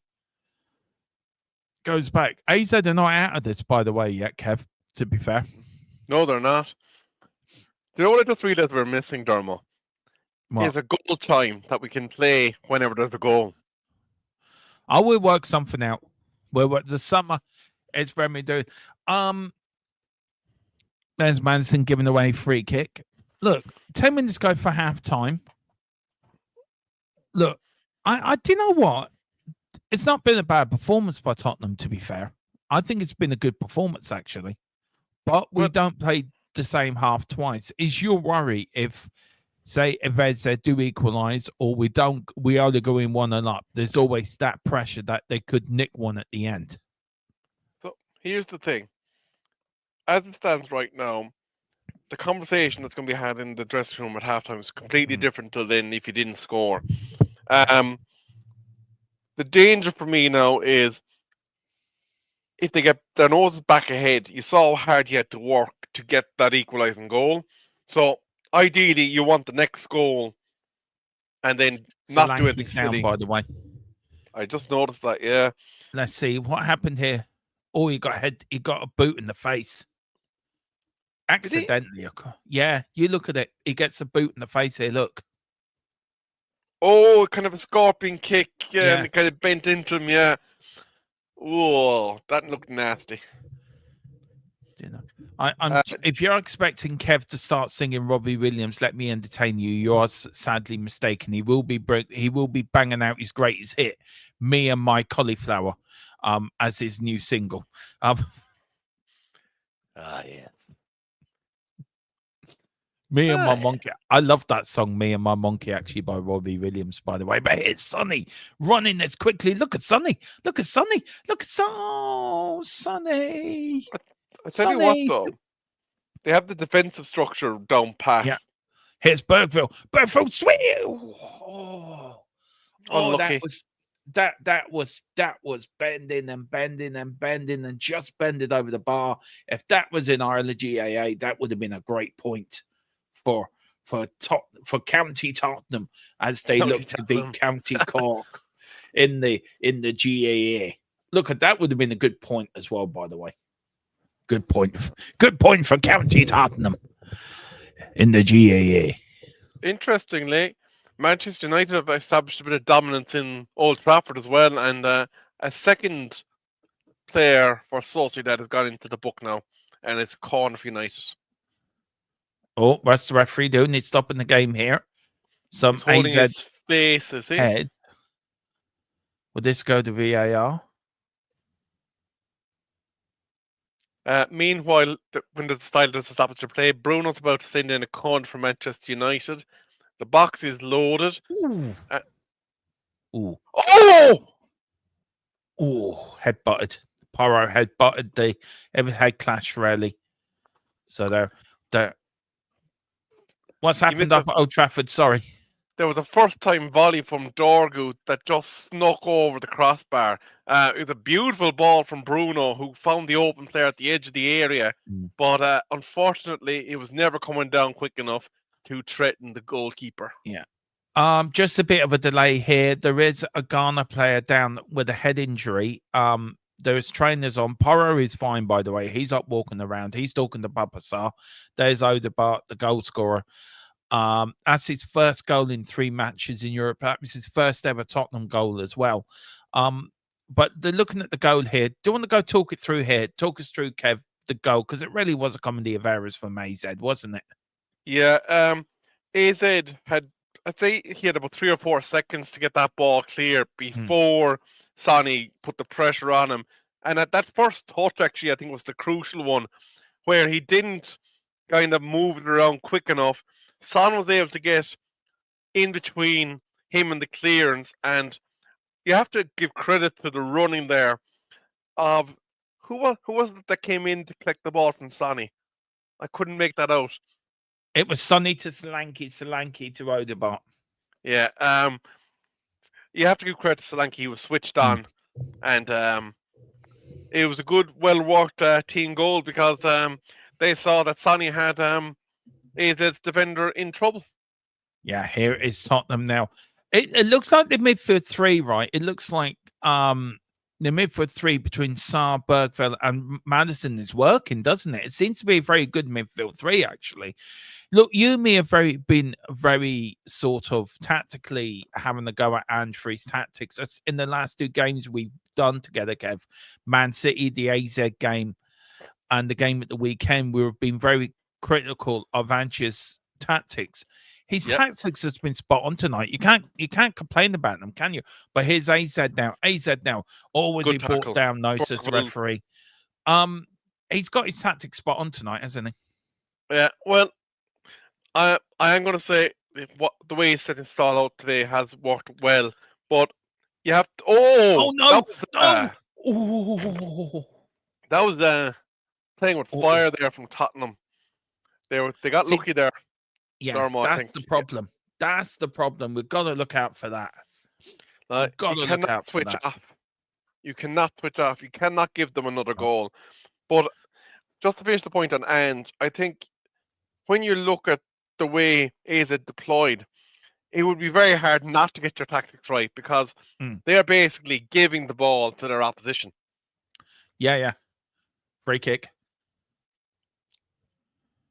Now, Kev, I'm over on in May in the Tottenham game for Palace, and you've got a little job to do for me, sir. Uh-oh. You're lead commentator for all that match day stuff. What day is that again? Sonny! Here's the bar trying to go over top. I'm going from the 9th to 10th. I'm going to I'll be in Tottenham because we will plan for this before I go, by the way, so we know what shows we're doing. The 9th, 10th. I leave Friday the 9th and come back the 12th. So I'm at Tottenham Friday, Saturday, Sunday, because the game's either Saturday or Sunday. The 9th of May is what you said. Yeah. Well, we got to pray that it's the Sunday, so. Because I can't do Saturdays. We'll work something out. I can't do Watchalong live from the stadium. Yeah. No, I will be doing the match day blog, though. Yeah.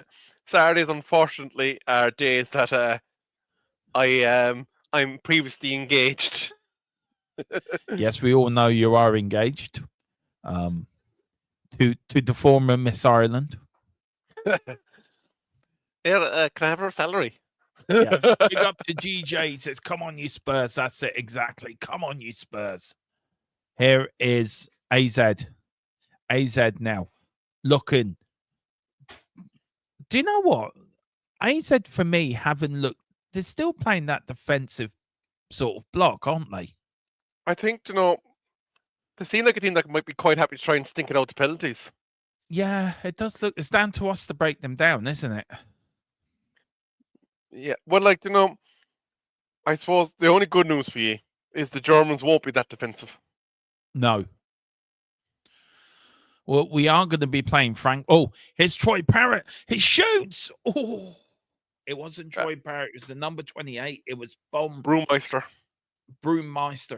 I tell you one thing, Tottenham was getting a little bit didgery at the back here. Here's Mickey van der Ven. Lovely cross ball to Casper that goes. Casper that goes now to AZ. Gets the ball, kicks it up the field. Tottenham now looking a little bit feisty, losing the ball a little bit, losing their concentration, probably losing their way a little bit. Coming in. Here's the number 21. AZ looking the stronger of the team, finishing. Crossfield ball now in midfield. We will get to Old Trafford in 2 seconds after this break. Here's AZ looking to somewhere. AZ going back now, playing it, recycling it, just keeping the ball, getting a bit of confidence with it. I think just trying to pass it around, trying to stretch Spurs, and they do stretch Spurs. Mickey van der Ven is there. Oh, Mickey van der Ven, the greatest defender in the world is Mickey van der Ven. See, Kev's not getting into these Tottenham songs at all. He wants to sing them. He wants to sing them. You can hear it in him. He's in his heart. He knows he wants to sing them. I tell you what, the closest I'd probably come ever to being in the Tottenham Hotspur Stadium is if I ever go over for an NFL game. But we're getting Northern Ireland now. I tell you one thing, that wouldn't be a bad do that for a channel sort of day out, go over there to an NFL game actually for the channel. That'd be amazing because that stadium is class, to be fair to it. Yeah. I know I call it an egg bowl, but that's just modern architecture. It's not an egg bowl. How dare you? How dare you come on to this Tottenham channel, the greatest channel in the world, and you call our stadium an egg bowl? How dare you? I mean, what you got a crow about? A waterfall, a stadium falling apart, and an egghead as an owner. I mean, you can talk about. Actually, he's Mr. Conehead. At least our chairman hasn't ruined our club, and then come out and do an interview with Gary Neville and make himself even more look like a plonker than he already looked like. By the way, our owners are the Coneheads. By the way, just get it right. Yeah. I mean, I By the will way, talk to you about. breaking news: Fenerbahce 1, Rangers 0. Oh, go on. Here's Sonny. Sonny looking for options. Cross the ball in. Oh, headed out. 2 minutes of time added on, by the way. So that is your time added on. But here's AZ. AZ looking to break, looking to get one equalizer before half time and bring it back to 1-1. That would be 2-1. But here's Bergville now. Come on, you Spurs. 9:27 watching of you. Big up. Let's get to 1,000. Come on. Get to 1,000. If we get to 1,000 watches live on this show, we'll get to 1,000. Somebody sends in. Now, this is a goal. And Kev, you got to do this. If somebody sends in another 50 euros, super chat or a chat, Kev will shout, "Come on, you Spurs." Ooh, for 50 Now. quid? Yeah, there you go. For 50 quid, I'll do that. Yeah, there you go.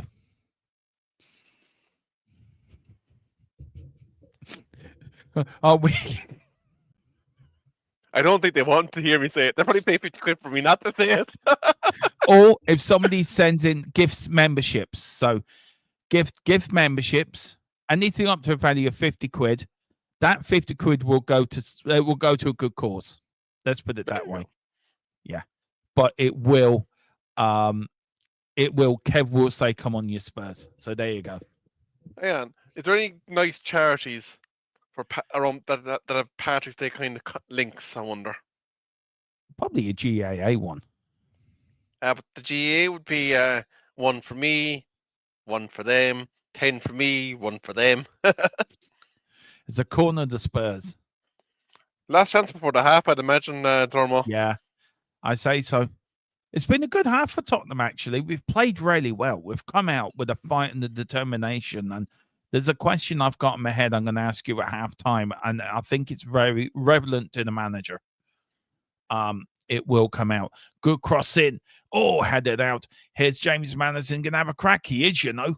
Oh, it gets blocked. Here's Jed Spence now, Tottenham. Half-time. And it is halftime. Jed Spence kicks the ball. Is he going to be booked for that? Referee looks at him sternly like a school teacher. But it ends Tottenham 1, AZ Alkmarr 0. And it is Tottenham 1-1 on aggregate. So what's happening up at Old Trafford? Coincidentally, we also have gone to the half. It's been a rather interesting first half with 2 penalties in the space of 6 minutes, pretty much for the exact same challenge, coincidentally. So it is currently 1-1 at half time, 2-1 in aggregate. So both our clubs are currently deadlocked and looking to avoid that dreaded extra time because we don't want to be here till 1 o'clock, Dermo. No, we don't. We've got me and Kev have got 2 pre-records to do after this. We've got the player ratings to do. I will be covering tomorrow for you members. Actually, will be a members only show. I will be doing tomorrow the press conference tomorrow. Because Ange will be doing. What we're going to do, we're going to try to combine the two. We're going to cover tonight's press conference and also cover the press conference tomorrow as well. So do that. Big up, David. Actually, just pick up something quickly. Dave Clark is talking about referees and their inability to pace out 10 yards again. Is this starting to become a running joke? Because in England, they clearly have problems with it. They had 11.2 yards and 9.8 yards in a game over the last weekend. And now we're seeing a European ref with all on the line failing to actually get a wall 10 yards back. Yeah. Referees do. I don't know. I don't know. I don't know. I don't know. It's a joke, isn't it? It is a joke. I tell you what, you probably need a drink. I need a drink. Is it time for Column's laughing? It's time for the wee column. The lad from down under. He starred in I Took Your Soda. Yeah, he also starred in. I was a United fan once, and now I'm a Spurs fan. He starred in a very massive film called Honey, I Took Your Cockerel. Was that the prequel to? I can't believe it's not Spurs. Yeah, it is. It's the The third film is in the making at the moment, by the way. How I Got Over Ange.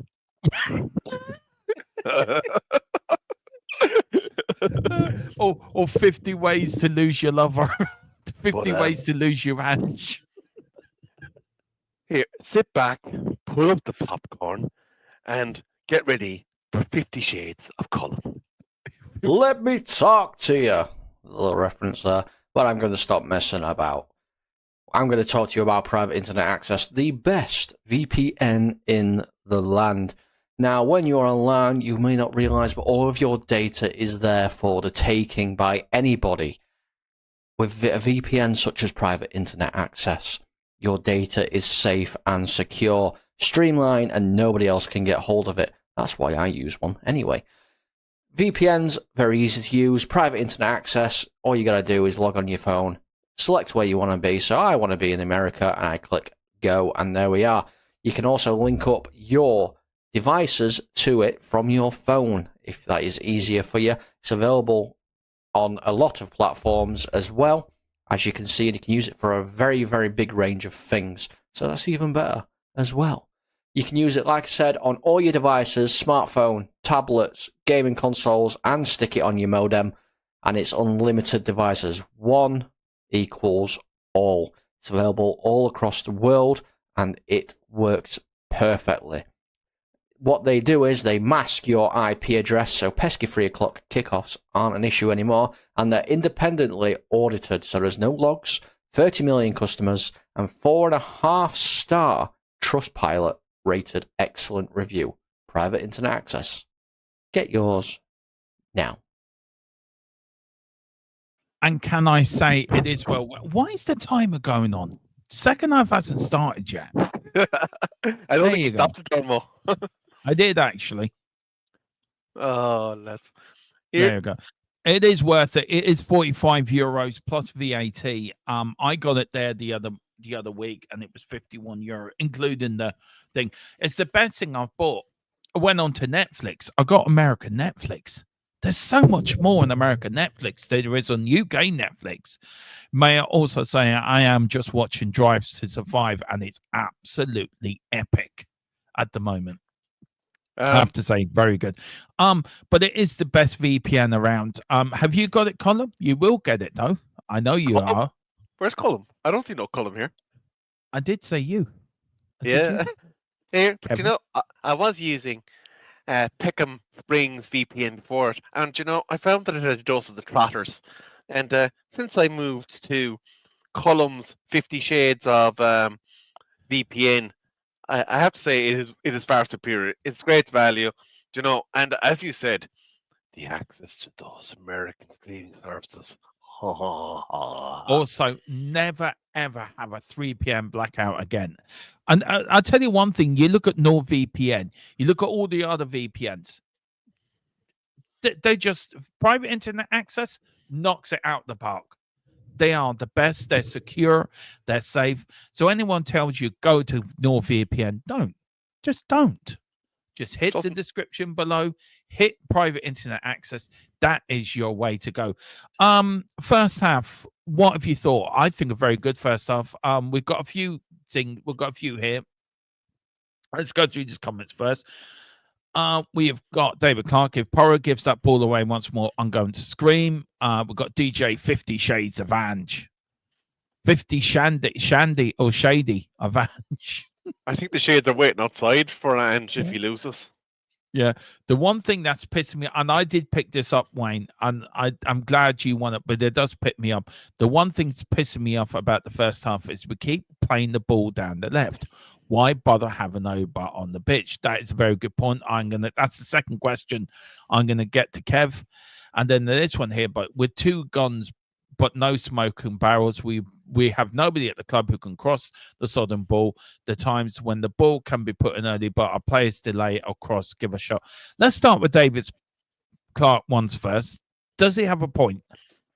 Yes. It seems like there was constantly going down Sonny's channel or through the middle. Now, I can understand the want to put the ball through to Solanke and have him act as a fulcrum for Obart and Son. But that's not what's actually occurring. Like, you'd say something if he was distributing it left and right of him onto an oncoming run, but that doesn't seem to be the case. So you'd have to question whether that's tactically something that Ange has decided he wants to attack that other wing, or whether or not the runs that have been done on that side or the space that's been opened on that side is so locked down that it's not a good option for the midfielder that's trying to distribute the ball. But it's something definitely to closely watch in the second half, because if you're not utilising a weapon and you're being one-dimensional in terms of the side you're travelling, good coaches are going to telegraph that, and they're going to say, okay, let's try and shift our focus that we can set up to stifle them on that side, because let's be fair about it, if you're not going to utilise an asset, then the opposition, it's their duty to try and exploit that and make it more difficult for you. Aggression. Have you been impressed with Tottenham's aggression? Because they've just showed examples of it there. They showed Romero going over the parrot when he was down, yelling in his face, as Gixie says, like stone cold. Gerard, I will get to your comment in a minute. I don't agree with it, man. I really don't. I don't agree with that, but I will get back to that. Actually, that's right. Go ahead. My apologies. This bit, all right, if we're going to talk about this, then we'll get back to the aggression. Look, it's not a tin pot. It's the Europa League, formerly the UEFA Cup, which we've won twice as a team. I look, I get the rest of your point, but it's not a tin pot. It's a European trophy. It's a major European trophy, second down to only the Champions League. It's not a tin pot. And this is the problem we have as Tottenham fans when we were in the Conference League. Oh, it's a competition we don't want to be a part of. But it's a European competition. So I get the rest of his comment. I do. I just don't like the first bit. If we were to be serious contenders for this tin pot, I don't agree with that. I'm sorry. I'm sorry. I don't normally do this, but I just don't agree with it. I'm sorry. It's not a tin pot competition. It's a major European competition. It's sorry. It's definitely. Sorry. It's definitely improved this year. With the new structure, I think. And I'm delighted that we no longer have those stupid parachutes from the other upper competitions. I do too. To be fair, I think that was stupid. But look, it is what it is. Our aggression. Yeah. Can I just briefly say before you move on that the UEFA Cup that you won, that competition was the pinnacle of European football. That format for me, the knockout football, I love that. But your aggression, actually, you said it was like stone cold trash talking. That's what Gixie said. That's what Gixie said here. I was thinking more along the lines of Muhammad Ali standing over Joe Frazier and saying, "Say my name now, bitch." Oh no, standing over Sonny Liston. Sonny Liston, yeah. When he knocked him with the phantom punch. Yeah. And can I just say, I did watch that the other day on YouTube. He did hit him. He did clip him with the left hook, by the way. It was a very good punch. But I can understand Muhammad Ali, even when he fought. Who did he fight? What was his name? He refused to call him Muhammad Ali. He kept calling him Cassius Clay. Yeah. And Ali was in there hitting every punch, every jab. What's my name? What's my name? What's his name? Zala Foley. That's it. How do I know this shite? Seriously. Because you're a nerd, Dermot, like all the rest of us. Huh? You're a nerd like us. That's why. I am a nerd. How do I know this shite in my head? Like, it's also called autism as well. It is. It is. We've got a few questions here. That was it. Big up, Sonny Liston, Ali Mafia. Sonny Liston, Ali Mafia need to say no more. I tell you one thing though, Muhammad Ali, whatever you think of him, probably is the greatest fighter that ever lived. That man, that's a sportsman, lifted sports and every other sports to another level. You look at all the Tyson Furies of today and all the trash talking that comes from it. Where did that start? It well, I started suppose really. It started really from Muhammad Ali when he fought Sonny Liston, calling them the big ugly bear, and and all the rhyming, and it all came from him. there was the gamesmanship from him, yeah, Yeah. definitely. And then Iron Mike Tyson then took it to another level, with his shenanigans. I agree, Mike Tyson. Here, pigeons. I would love it, absolutely bleeding love it, if you went up to Iron Mike Tyson and you did a squeaky voice like that now, and you said, "It's the It's, white," and I'm like, what did you think, very quickly? What did you think of Chris Eubank Jr. smashing an egg into Conor Benn's face? I hope Chris Eubank Jr. gets absolutely stuffed. I'll be honest with you. Like when I watched his dad and the shenanigans with Collins before, because Collins absolutely freaked him out, which is brilliant. He did. His dad was a boxer, Mm. and I'm sorry, and we say it a lot with players who play in the same position as their fathers, Yeah. or on the football field. Mm. You're not really your dad, are you? Yeah. And I think it's the worst thing in the world to follow nearly in the sport that your dad was a legend in. Yeah. We've got here a few people saying Boris and European trophy. That is what we can win. Get us into the This is not a non-10 part trophy. Jared says, "Are we a serious club?" Yes, we are a massive club. We are Tottenham Hotspur. We're bigger than Manchester United. Hang on, Bat. How many Premier Leagues have you got there, matey? How many leagues have you got? I know. I'm just saying, I was just doing that as a reaction to you, but we are a big club. The teams are coming out the second half. There's Ange. Absolutely, the teams are in the huddle. What's wrong with Porro? Porro looks a bit pissed. Can I just briefly say as well, Rangers are in danger of effing this up. It's 3-2 in aggregate now. Jesus. Big up to Dan Davenport. Big up Danny Boy. He says, "Hey Dermot, F1 starts this weekend. Yay! Are you getting pumped for the new?" Oh yes. And also follow us on Full Time Sports Network. Me and Kev will be doing a review of every Formula One race this season. Even in the summer, we may even cover one or two races this year. Big up Gerard. Agree 100%.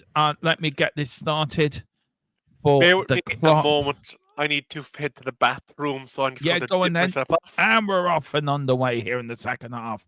Tottenham need another goal, or we're 45 minutes away from extra time. But here's AZ.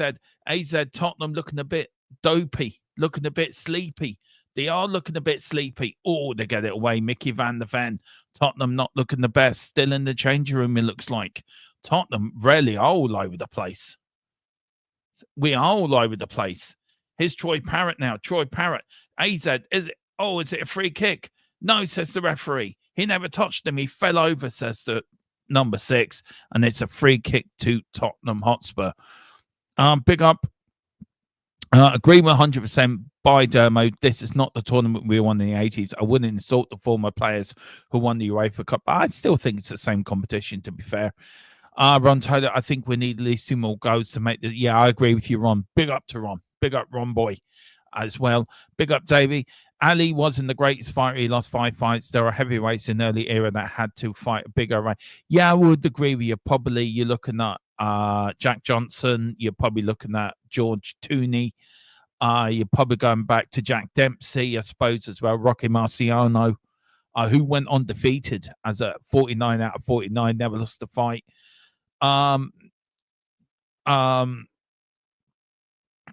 People like that. Here's Madison. Oh, got out. Probably I understand probably fighters like that, David. I suppose you could go back to. Go back probably earlier to James J. Corbett. Probably go back to John L. Sullivan, the last bare knuckled heavyweight before gloves were introduced and the Queensberry rules were introduced. But I suppose you're right. You're probably looking at Gene Tooney, Jack Dempsey, people like that probably were more tougher than Muhammad Ali. But look, you can only fight who's in your era. And I tell you one thing, Tottenham have come out of the dressing room. I think Tottenham are still in the dressing room. I think we are going to go quickly up to Old Trafford as what's happening up there very quickly. But sorry, Tottenham on the break to take precedent tonight. Here's James Maddison. James Maddison now to Sonny. Sonny, here's James Maddison.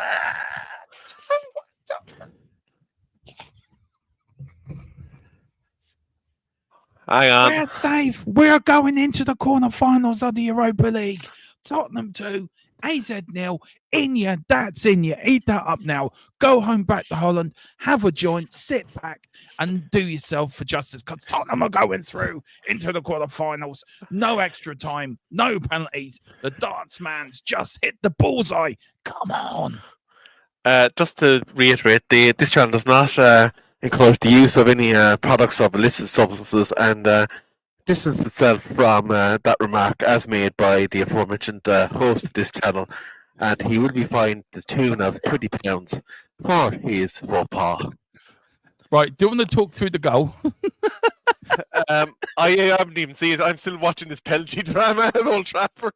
It has gone to VAR check, but I just see that it's a very similar goal to that first goal where Sonny basically put the ball into the centre of the square, and very nice first round finish. And Maddison, who didn't actually pull a hamstring for a change when he was striking the ball, puts the ball into the back of the net.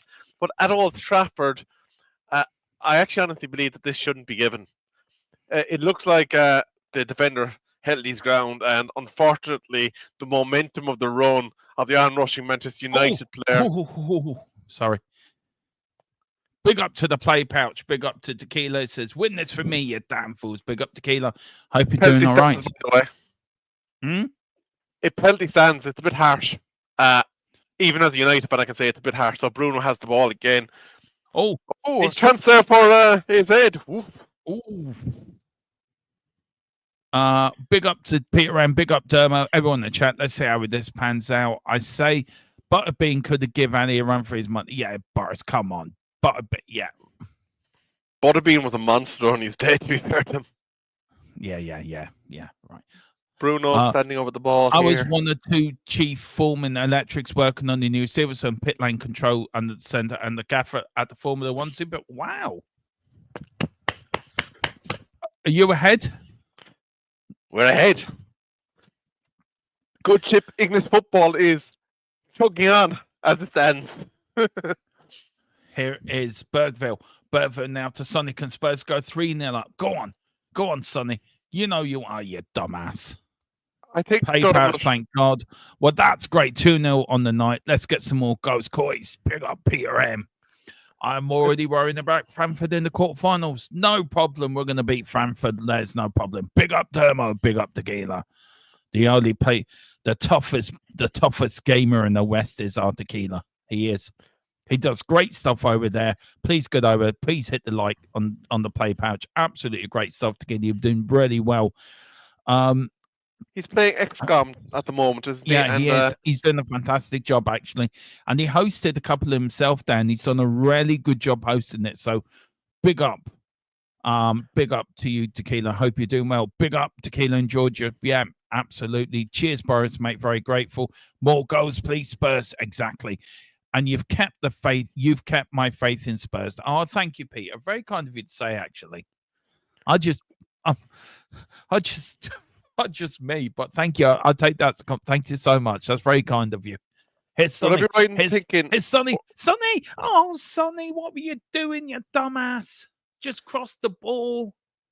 Would I be right in thinking, Dermo, you'd like a second or third or a 2-goal lead just to kind of finish it off so that you can relax a bit? And there's Gixie doing this. There we go. There you go, Kev. Doo. Bullseye. Yeah, we're still waiting for this second 50 to make Kev sing "We Are Spurs, Super Spurs." He will sing something Tottenham. Yeah, of course. Here, I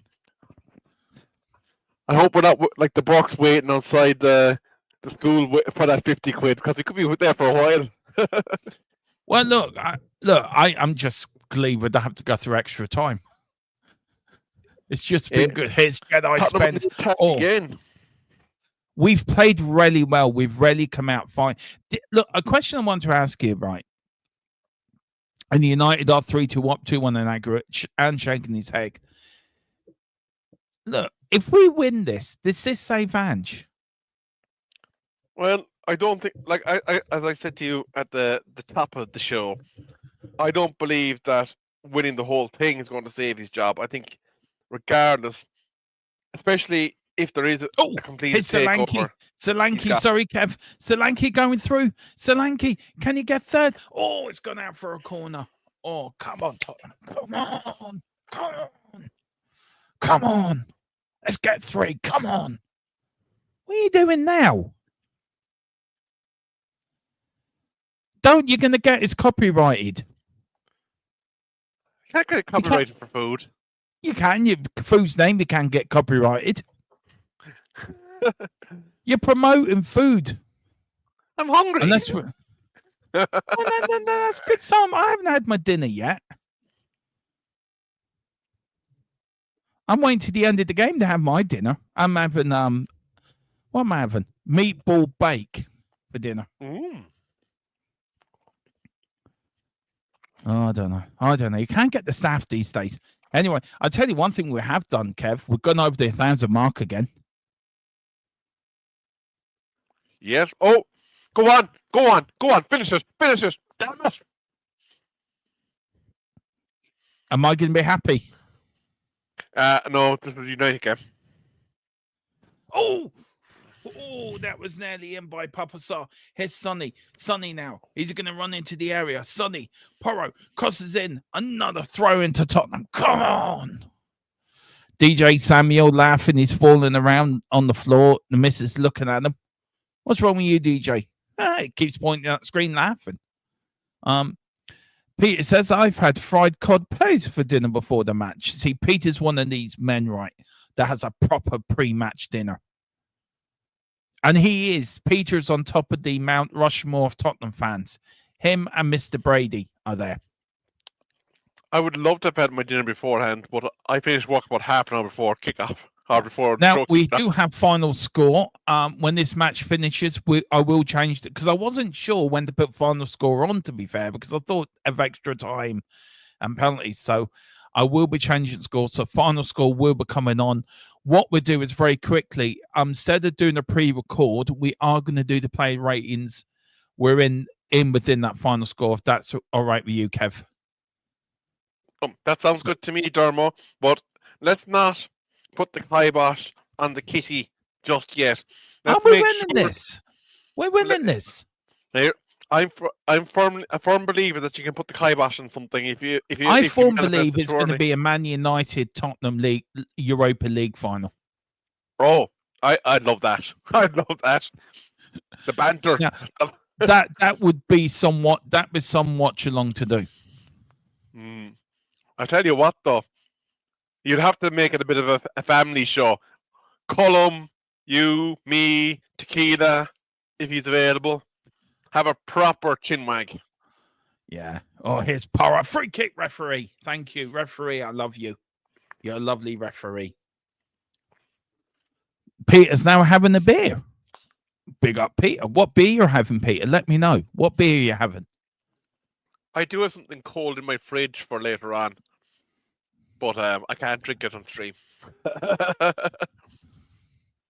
Here's Romero. Do you think Romero and Van de Ven coming back help Spurs? It always helps if you're regular. Hang on, there's a break here for Alkmarr, and he's going through like a cheese. He's brought down. What a tackle. What a tackle for Mickey Van de Ven, the Speedy Gonzalez of the Tottenham community, of the Tottenham defenders. Here's Troy Parrott.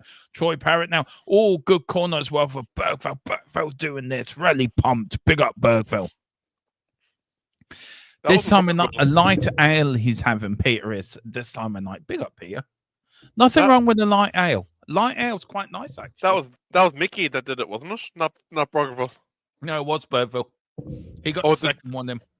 The second one. Sorry, yeah. It was the first one they were showing again, so. By the way, Alkmarr only need one to get back into it. Ooh. Now, Dermot, do you see what I mean about kibosh? Yeah. We need a third, don't we? We do need a third. Oh, that's close. Problem is, who's gone down there? It's Madison. He's gone down holding his hamstring. Yeah, that could be a 5-year for me there, so it could be. And it was Goes that went in to tackle there. He doesn't look comfortable, actually. Oh. Well, it looks like he got the same injury that Solanke got in the last game. A bit of a stinger. Yeah, he's got a oh, this is the goal. Here was Sonny to Madison in the back of the net. That was a tasty little finish, in fairness to him. Yeah. Big up to Boris. We can see Mickey's conserving his pace for the mega run so he doesn't do his ACL again. I thought it was his hamstring he done, not his ACL. If he'd done his ACL, we'd hardly be seeing him now, I'd say, would we? Yeah. I thought it was his hamstring that he went out with. It looks like Madison's okay anyway.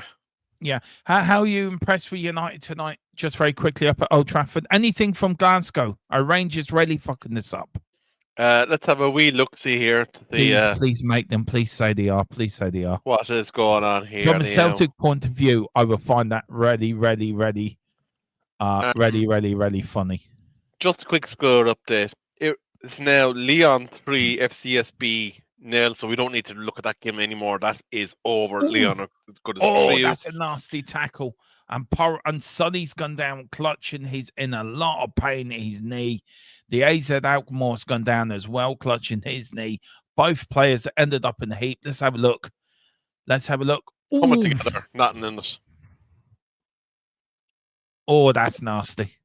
It's so on, but there's both South Korean players, I think, as well.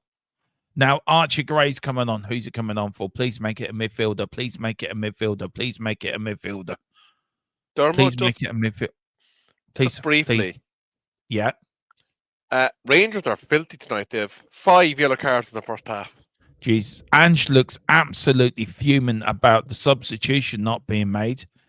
Now, I wonder if he's thinking of bringing Madison off. I wonder. If there's any doubt over his mind of... or is he's bringing Mickey off. Mickey's coming off. Mickey's only lasted the hour. Maybe it's planned. Boris says the AZ guy was Japanese, not Korean. All right, sorry. Oh, do you know what? Would you have took Mickey off? Would you have left him for another 10 minutes? I presume he could see maybe that he was tiring. And, yeah, maybe. I suppose when you're ahead and there's no point taking any risk, really. Just get him off. Would you have brought Ben Davis on then? He's a defender. I'm assuming Davis isn't fit enough. Oh, anyway, his puppet. Yeah, I get you. His Odegaard. Look at that. I love Odegaard. Oh, he's really shown why we bought him. He really's got a talent, hasn't he? Oh, lovely little movement there. Woof. Lovely bit of move from Spurs. Here's Spence to Sonny. Sonny checks, goes in, goes out, gets the ball in, trying to look for Solanke. Solanke to Porro. What was that? Porro. He snapped us. He did. He scored some bails this season. Big up to Van der Ven off for Gray. Big up Peter. If it's match fitness and with how easy, yeah, I get it, Boris. I feel we're going to be a little bit defensively, a little bit more.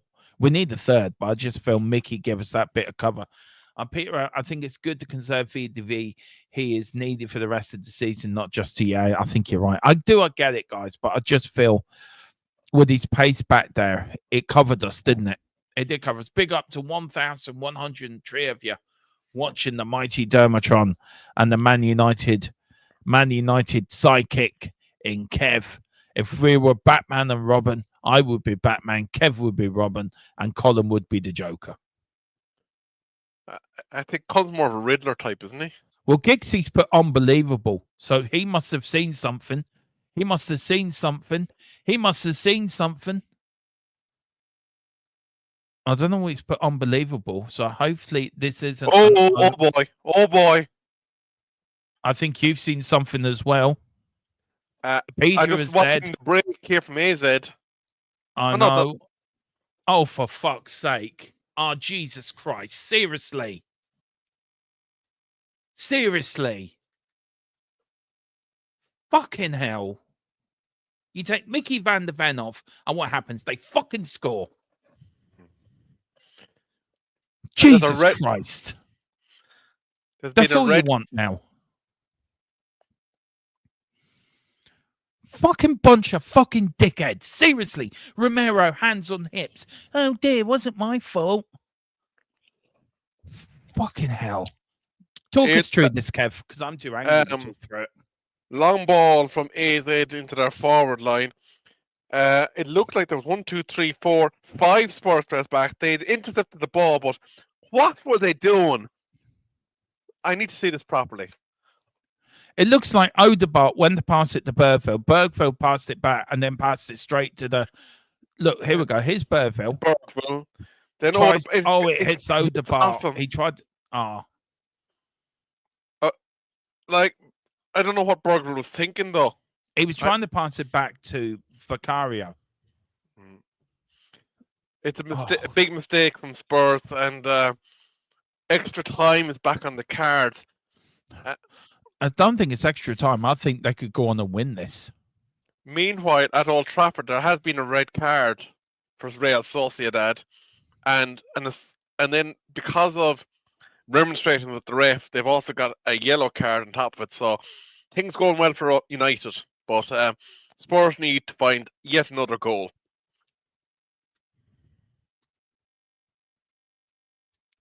Gerrard is saying all square, muck performance from the start was bound to happen. Dr. Tottenham as usual.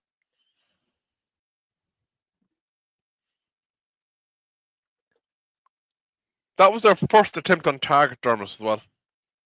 Don't I take big up to the Tequila says, can I ask why they took Van? Look, the only reason I think they took Van der Ven off was because of tiredness and him not being match fit. Kev, can you think of any other reason? I think he was starting to blow, and even though he had a brilliant performance, I think they just had to make the call and not risk him maybe getting an injury through tiredness. But as you can see there, the organisation in the Tottenham defence has been affected by his absence. Here's Sonny now. Here's Jed Spence. Can Tottenham get a third? Alkmarr. That would give AZ Alkmarr a lot of confidence, by the way. Or here's Tottenham now. Tottenham looking to get a third back into it. It doesn't. It goes out for a corner kick to Spurs. I think it does. I don't think we can see because it was. I can understand what Bergville was trying to do. Pass it back to Vicario. But Odegaard got in the way. But if in doubt, when you always taught as a kid, if in doubt, hook it away. Oh, you put your boot through it and get it out of there. Yeah. Tottenham corner though now. Yeah, it's given AZ a lot more confidence now they can go on and win this game. Pedro Porro looking to put this one in. High looping ball. Doesn't connect with anybody. That was a poor call from Porro, I think, Dermo, to be fair. Yeah. We've it's always the same. Tottenham have a great first half, never the same second half. And we've got half an hour now to really win this now. We've got to do all this hard. We went 2-0 up, cruising. You know, you take Van der Ven off to conserve him, and then you shoot yourselves in the foot again. No. And who you got to bring on? Brennan Johnson doesn't. I bring on Mikey Moore and Scarlett. If I was Ange, bring on the youngsters. Mikey, you know, I'm just thinking there, the only person really that I'd say would be next to come off is probably Matters.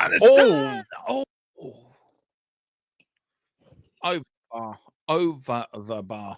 Don't you just love Spurs? It's Spurs is like a box of chocolates. As Forrest Gump would say, you don't know what you're gonna get. I like the run. Yeah. Oh, Carl is saying, wasn't anything to do with Van der Veren. That was lapsed defending from Porro and Oberderbert. I think it started with Porro, but I think Burfield's passed back to trying to pass it back. I don't get it. Look, it's a mistake. It's 2 mistakes he's made in 2 games, Burfield. But I think he's played well tonight, Burfield. This now, just hope that won't affect him. Do you know, interestingly, the one thing I will say, he hasn't had that issue. Oh, Romero, you fucking knobhead. Got away Seriously. with it. Got away with it, Dermo. Seriously, Romero, you fucking idiot. You absolute... Seriously. Oh, this is getting... all my happiness and all my, joyfulness is a bit like Jeremy Clarkson when he was on that Top Gear race between the guys, him and the Bugatti Veyron. Chance here for Tottenham. Cross in. Headed out. Headed out. Do you remember that one, Kev, when he was in the Bugatti Veyron? Yeah. And he was getting all, cocky and all this. This is a bit like this. They were taking the train and the plane, wasn't it? Yeah. Oh, yes.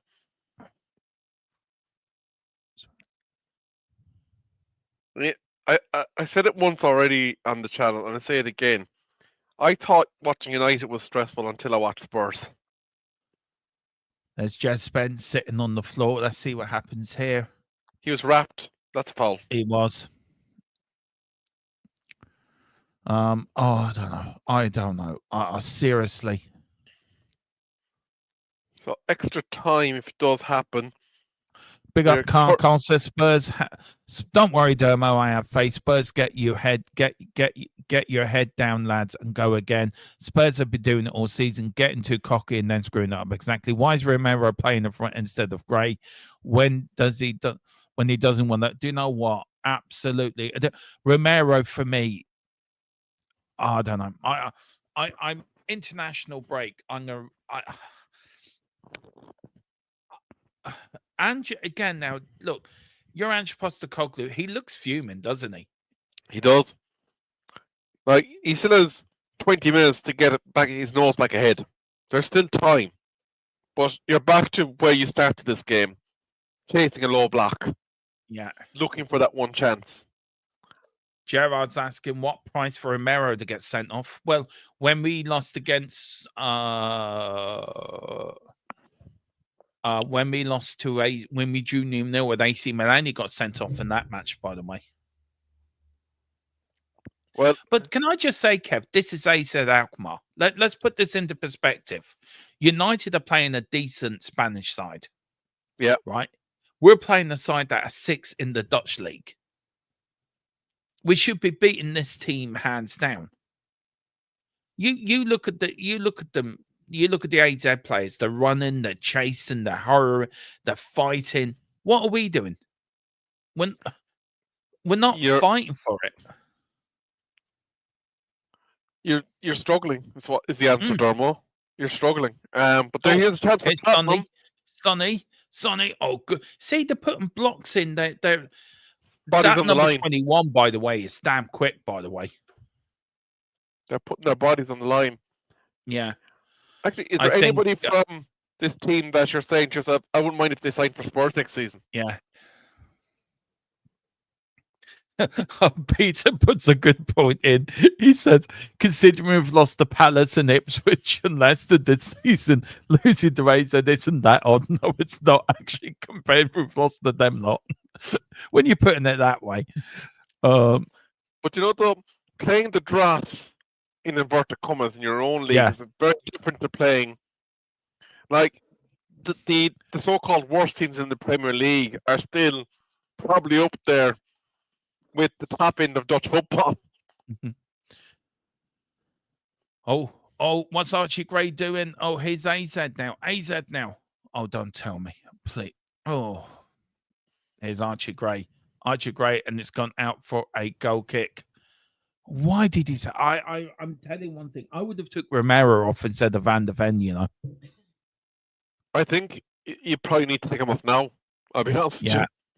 AZ are favourite. Do you know what, Gerard? I don't think I could probably disagree with you on that. They've had one chance though, Dermo. One chance on goal, really. Yeah, but they took it though. Yeah. You look at AZ, right? They're running around like headless chickens, fighting for everything. You look at Carl said, "No, they're not."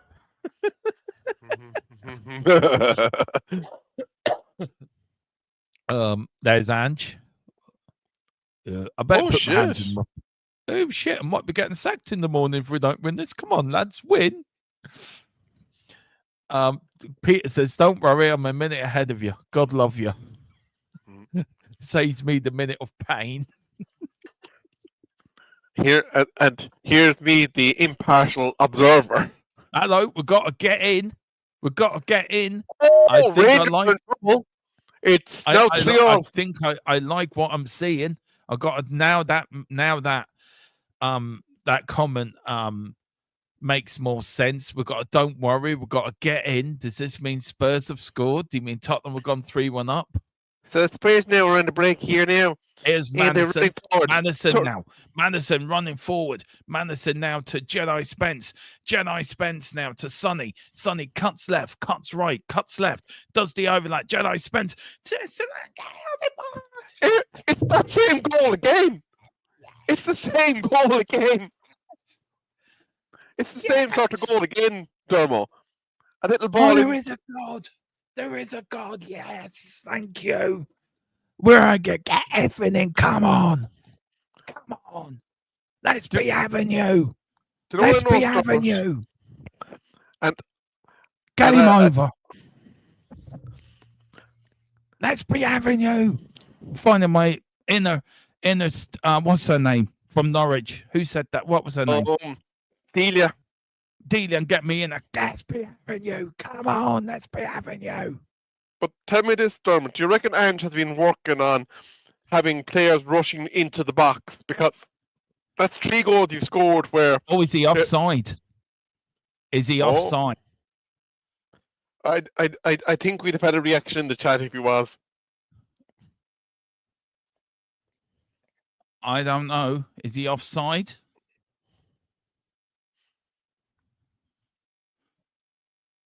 The choke is on in Rangers. It's level.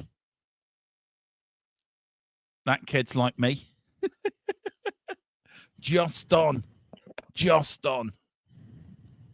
Oh, that's a goal. I think I'm being told off by Carl here. Carl he said, "You're too quick at getting the pitchforks out." Here, leave our pitchforks alone. That's an Old Trafford special. Yeah. You leave. Carl's having a go at me. Carl, you're bullying me now. Oh, change the scoreboard. Says Dermo. Here's Porro. Could we be 4-1? Could we be 4-1? Here's Sonny. Sonny. Go on, Sonny. Sonny to Spence. Sonny to Spence. Oh, nearly repeat again. Here's Bergville. What? If Rangers go out, would you sing a United song? If somebody puts a 50 United, a €50 super sticker in or a super chat in, yeah, I will. If Rangers go out, yeah. There you go, folks. You know what to do if Rangers go out tonight when we're doing the final score. Final score 50. Go! No, he's just practicing for the full. Go! God damn you, Carl Simpson! You son of a bitch! Actually, who are you destined to? Just those what level this game is when Championship plays bags 2 goals. Gerard, he's not giving up, is he? Anyway, double substitution. Madison and oh Jesus Christ, we're losing now. Bazuma's coming on. Oh hell! I was hoping he wouldn't come off. James Madison's coming off. Good. My mum was never a bitch, but my oh dear. Yeah. Actually, if you ever listen to that song, "The Devil Went Down to Georgia," and at the end of it says, "You son of a bitch, I'm the best there's ever been." That's the whatchamacallit song. Yeah, and Johnson's song.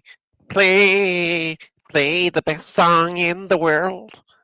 Can I just say, double substitution for Spurs? Brendan Johnson's come on for Odegaard, and Basuma's come on for James Maddison. Basuma's on. Oh Lord Jesus Christ! Oh, got Coys. Peter M. Have you got a fourth? I'm trusting Peter tonight. Every time Peter puts in something like that, we score. So Peter, I'm well ahead of you. Go on, Peter. Mind you, any more be better than Labour. Love Tetris deal. Oh, here's. Can I just say? As it stands, it's going to be Tottenham versus Frankfurt, Bodo Glimt versus Lazio, Fenerbahce versus Bilbao. Are Rangers losing? United. Not yet, but I'm manifesting it. Would you? I'm going to ask Arelli. Oh yeah, okay. Do you know AZ only need one more to take it into extra time? That's exactly it. It's in the balance. Same for Sociedad, but they're man down, which is helping us. Mrs. Tron's very happy. We're winning. 3-1.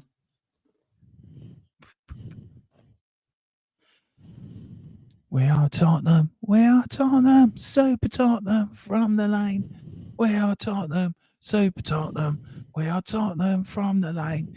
Carl likes when I get all jovial and gets all happy with 3-1 up and I start singing Tottenham songs. He absolutely loves it. He'll be coming in here in a minute. He will be coming in with a comment in a minute with "Don't jinx it." Do you know? I'm waiting for it. I'm waiting for it. Here's a funny thing. What? That United have a waterfall. Yeah, I know you have a waterfall. No, it's even funnier than that. What? There's only one English side. Oh no. Oh no. It's Troy Parrott. What a save from Vicario. What a save from Vicario. I think that was your yeah, it was Basuma that cleared that second chance. No, it was Vicario. Watch again. Vicario got the initial one. Again, and then watch Vicario. Watch Basuma.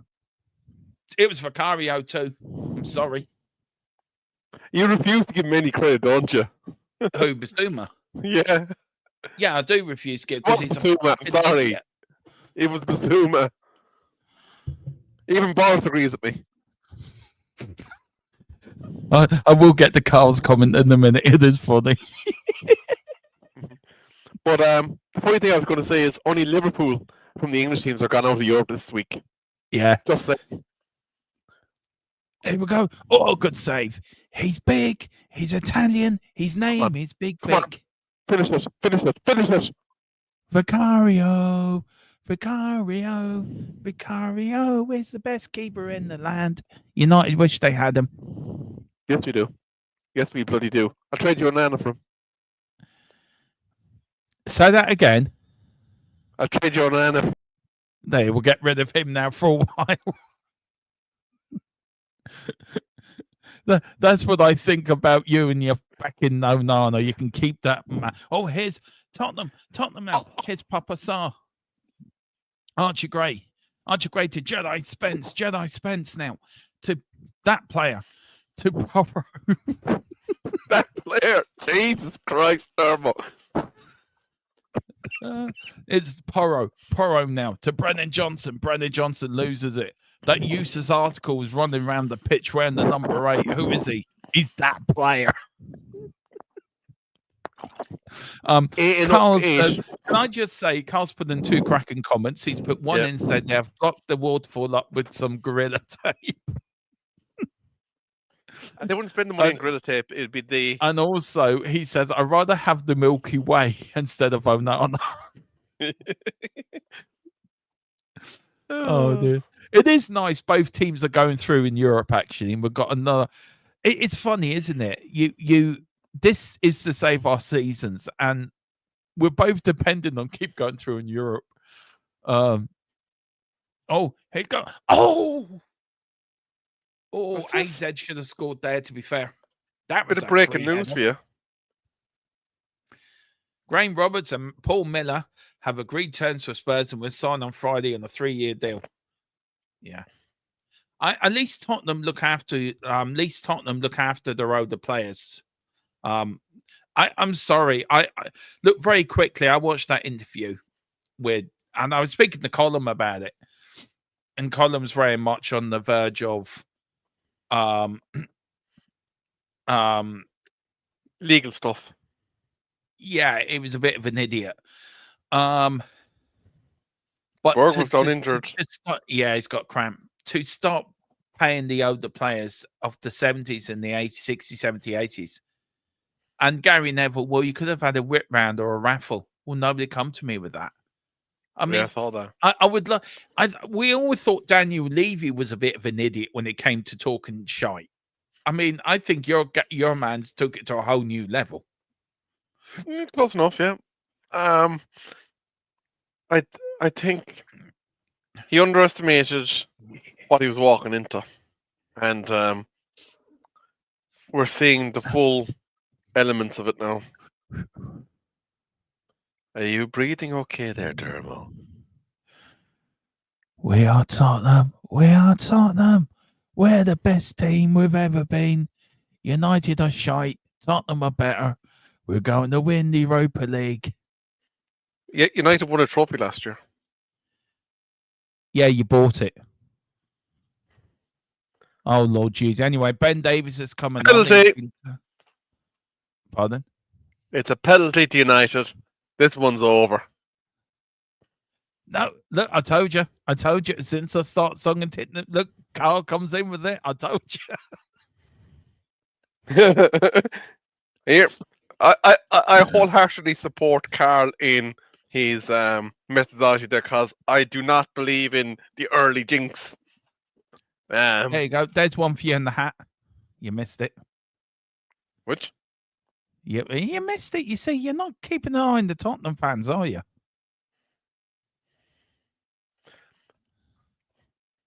Oh, did I miss a bit of Sam maliciousness? Davis yeah, you did. You did. Anyway, looks like Archie's gone into midfield. Ben Davies has gone to play centre-back with Romero. It's a goal kick. We're 5 minutes away from the quarterfinals of the Europa League, where we will be playing Frankfurt. Rangers, have they stuffed it yet?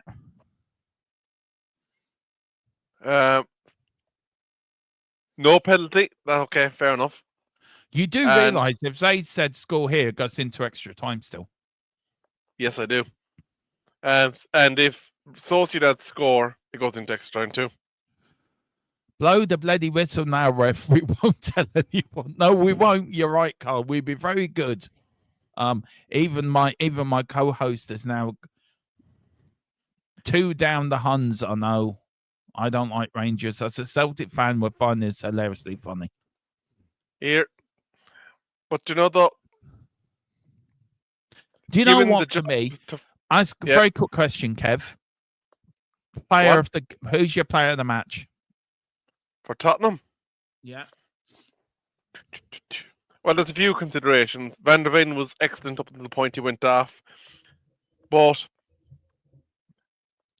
I think the man that's kind of been a thorn in the side of his Alkmarr is Odebert. So for me, I think he's got 2 goals in this game. You have to give it to him. Yeah. I agree with you. Gerald says Vicario. Do you know what? I give Vicario, I think, yeah, you would have to give it to... Oh, God. What worries me is Ben Davies and Basuma are on the pitch at the same time. That just worries me. Anyway, here is AZ. AZ passing to Casper the Ghost. Keep that going. Where are you going now? What are you doing now? 3-1. Huh? It's 3-1 to United. Game over. So we're winning 3-1. You're winning 3-1, and losers are. It's funny how you love Celtic so much when their manager is a Northern Ireland version of Stephen Kenny. But he's not Stephen Kenny. That's the problem, Carl. He ain't Stephen Kenny. If Stephen Kenny ever managed Celtic, I would refuse to support them. Actually, do you know what's funny? Rumor is that Stephen Kenny's the love child of Mick O'Dwyer. Pardon? Rumor is that Stephen Kenny's the love child of Mick O'Dwyer. Is he really? That's the rumor. Says it all, really, doesn't it? if you look at his mannerisms, look at the way he looks. Yeah. I get it. I mean, Stephen Kenny, right? My relationship with Stephen Kenny was I went to the Ukraine game, his first game in charge, right? And I was there with Dave, Ollie, and Philip Brady. And I said to Philip, I said, I'm going to give him 15 minutes.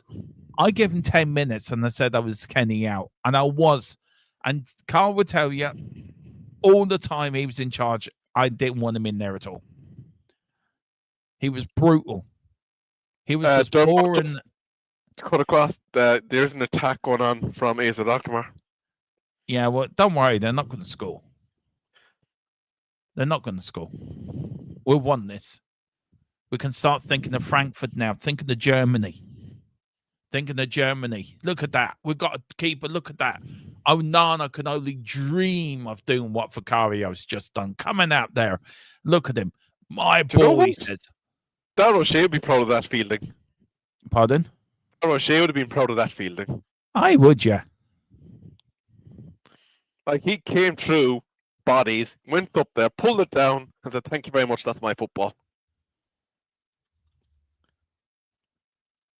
You got a bargain in that goalkeeper.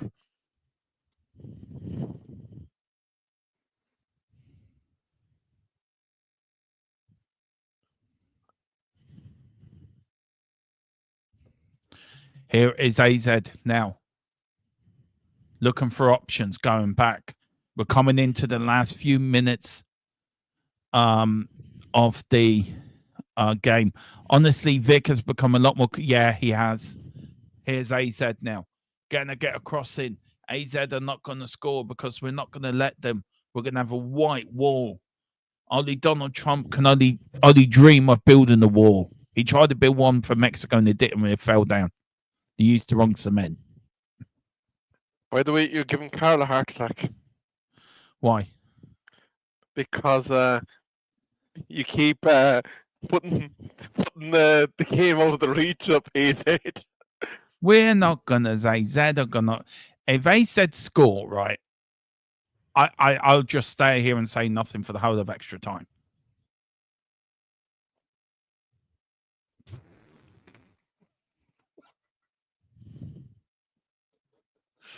Oh, the AZ nearly scored.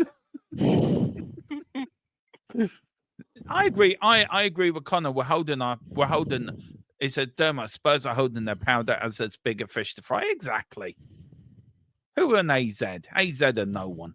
We're winning this. We're into the quarterfinals. We've got 4 minutes. I don't think the AZ manager's happy. He asked for 5. He only got 4. Anyway, how's Rangers? Are they losing yet? It looks like that's destined for extra time, Dermo. Let's have a quick nose. Yeah, it's still all square, so that's destined for extra time. Ooh, here's AZ now. AZ now. Breaking. Don't tell me they're going to score. Don't tell me they're going to get a last-minute equaliser. Do not tell me. Do not tell. The good kick out from Papa Sarr. Anywhere, Bardi in the back of the Tottenham net. Who doesn't go out of second gear in the game and come in 1-0 down for F's sake? I know. You can stop jigging. I see you. I see you in the corner. They got a corner, AZ, and it's a goal kick. I love the referee. I love that referee. Well done, referee. Can someone, Carl's asking you to do something. Yeah, no matter. See, all done. I think he's asking, can Mrs. Tron gag Dermo so he can't talk? Until it's over. Until it's over. Oh dear. We're going to go to quarterfinals. We're going to win tonight. We're going to get to the final and win. Get into the out. Oh dear. As you can see, Column has the diplomacy of power like Donald Trump has in America.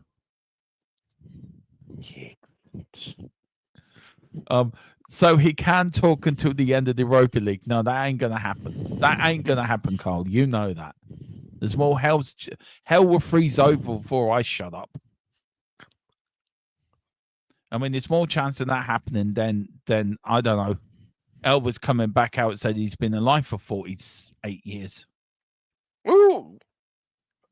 I tell you what, you have to give credit to AZ Alkmarr. They're leaving it all on the pitch. They are actually, to be fair. They are, but we're just better. We're just doing a professional job. I mean, who did you? Yeah, go on. We killed that Sociedad. Have you? 5-2 now. Yeah. You still got. Come on, God. Spurs have been shit all season. Give us this one, please. Yeah. Me and Carl do you know what? Me and Carl have been through hell this season. Give us this, just for me and Carl, and all the people that watch and subscribe to THFC till I die. Give us it, please. Give us this win. Do you know the one thing that this does guarantee is more Europa League watch-alongs? Hopefully not in the same night. Would they not be on the same night? They will be, actually, yeah. Yeah. There will be one when we go. What are we going to do when we get to the semi-final second legs, like? Ooh. Yeah. This is. Well, if you were AZ, would you send up your goalkeeper now with about 20 seconds to go? I'm doing anything I can to get a goal at this point. I honestly believe that the goose is cooked. Anyway, free kick to AZ. Looking, last chance saloon, flips it in. Bit of a floater. Good header in. Good header in. Oh, Solanke kicks it out. Referee's going to blow time in a minute. He is going to blow time. Here's AZ now. AZ. And it's all over. Tottenham are into the quarterfinals of the Europa League. Yes. That's what it is. In hands we trust. In hands we trust. Someone clip that. and as Boris said here, Boris says, look, praise the Lord. See, praying for the Pope does help. Do you know, I prayed for Pope Francis. That look at him, there he is. Does he look a little bit pissed off that we won, actually? Actually, do you know what? Vicario's body language and mannerisms reminds me of Prime De Gea. Yeah. But to show the picture of Daniel Levy, he looks pissed off we won. I think he wants to have that sacking chat tonight. I think he did. Oi, Aussie prick. Huh? I think he wanted to say, oi, you, Aussie prick, you're gone. I like Boris, praise the Lord. Look, we're both through. Absolutely fantastic. But anyway, I tell you what, do you want to go through the rest of the scores, guys? And here is your Europa League playoff scores. Earlier on, Atletico Bilbao 3, AS Roma 1, Frankfurt 4, Ajax 1, Lazio 1, Victoria Plzeň 1, Olympiacos 2, Frodo Glint 1, but Frodo Glint went through. Lyon 4, FCSB 0 points. Rangers 0, Fenerbahce 2. That game will be going to extra time. Tottenham of the Hotspurs, as you saw on your television screens, 3, AZ Alkmarr 1. And the most important result of the day, Manchester United 4.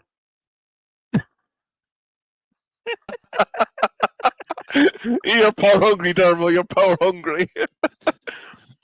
Yeah, I'm not power hungry. The channel runs through me. Anyway, there's Tottenham play. A good 4-win win for United as well. Into who do you get in the quarterfinals now? Lyon. Winnable? Yes. So look tonight. Who's impressed you with Tottenham tonight? I think Odegaard for me's really impressed me.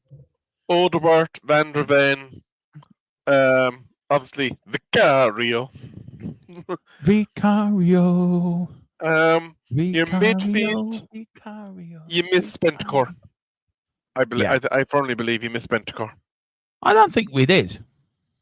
I think the spice that he adds and the G up that he gives to the players around him, I think he missed that. Technically, the technicality of the of your ability to execute a plan, you didn't. But I think him on the pitch, he kind of brings an aura about him. If you get my meaning. Listen, we are going to finish there because we have got final score at 10:05. So we're going to quickly come up here and get this off and running. But guys, thank you so much. And firstly, I want to thank this man here for this. Again, thank you so much. May we bow down to Mr. DJ Samuel, if not the GOAT, but the greatest of all time. He really is. This is the man we trust. I don't trust Ange.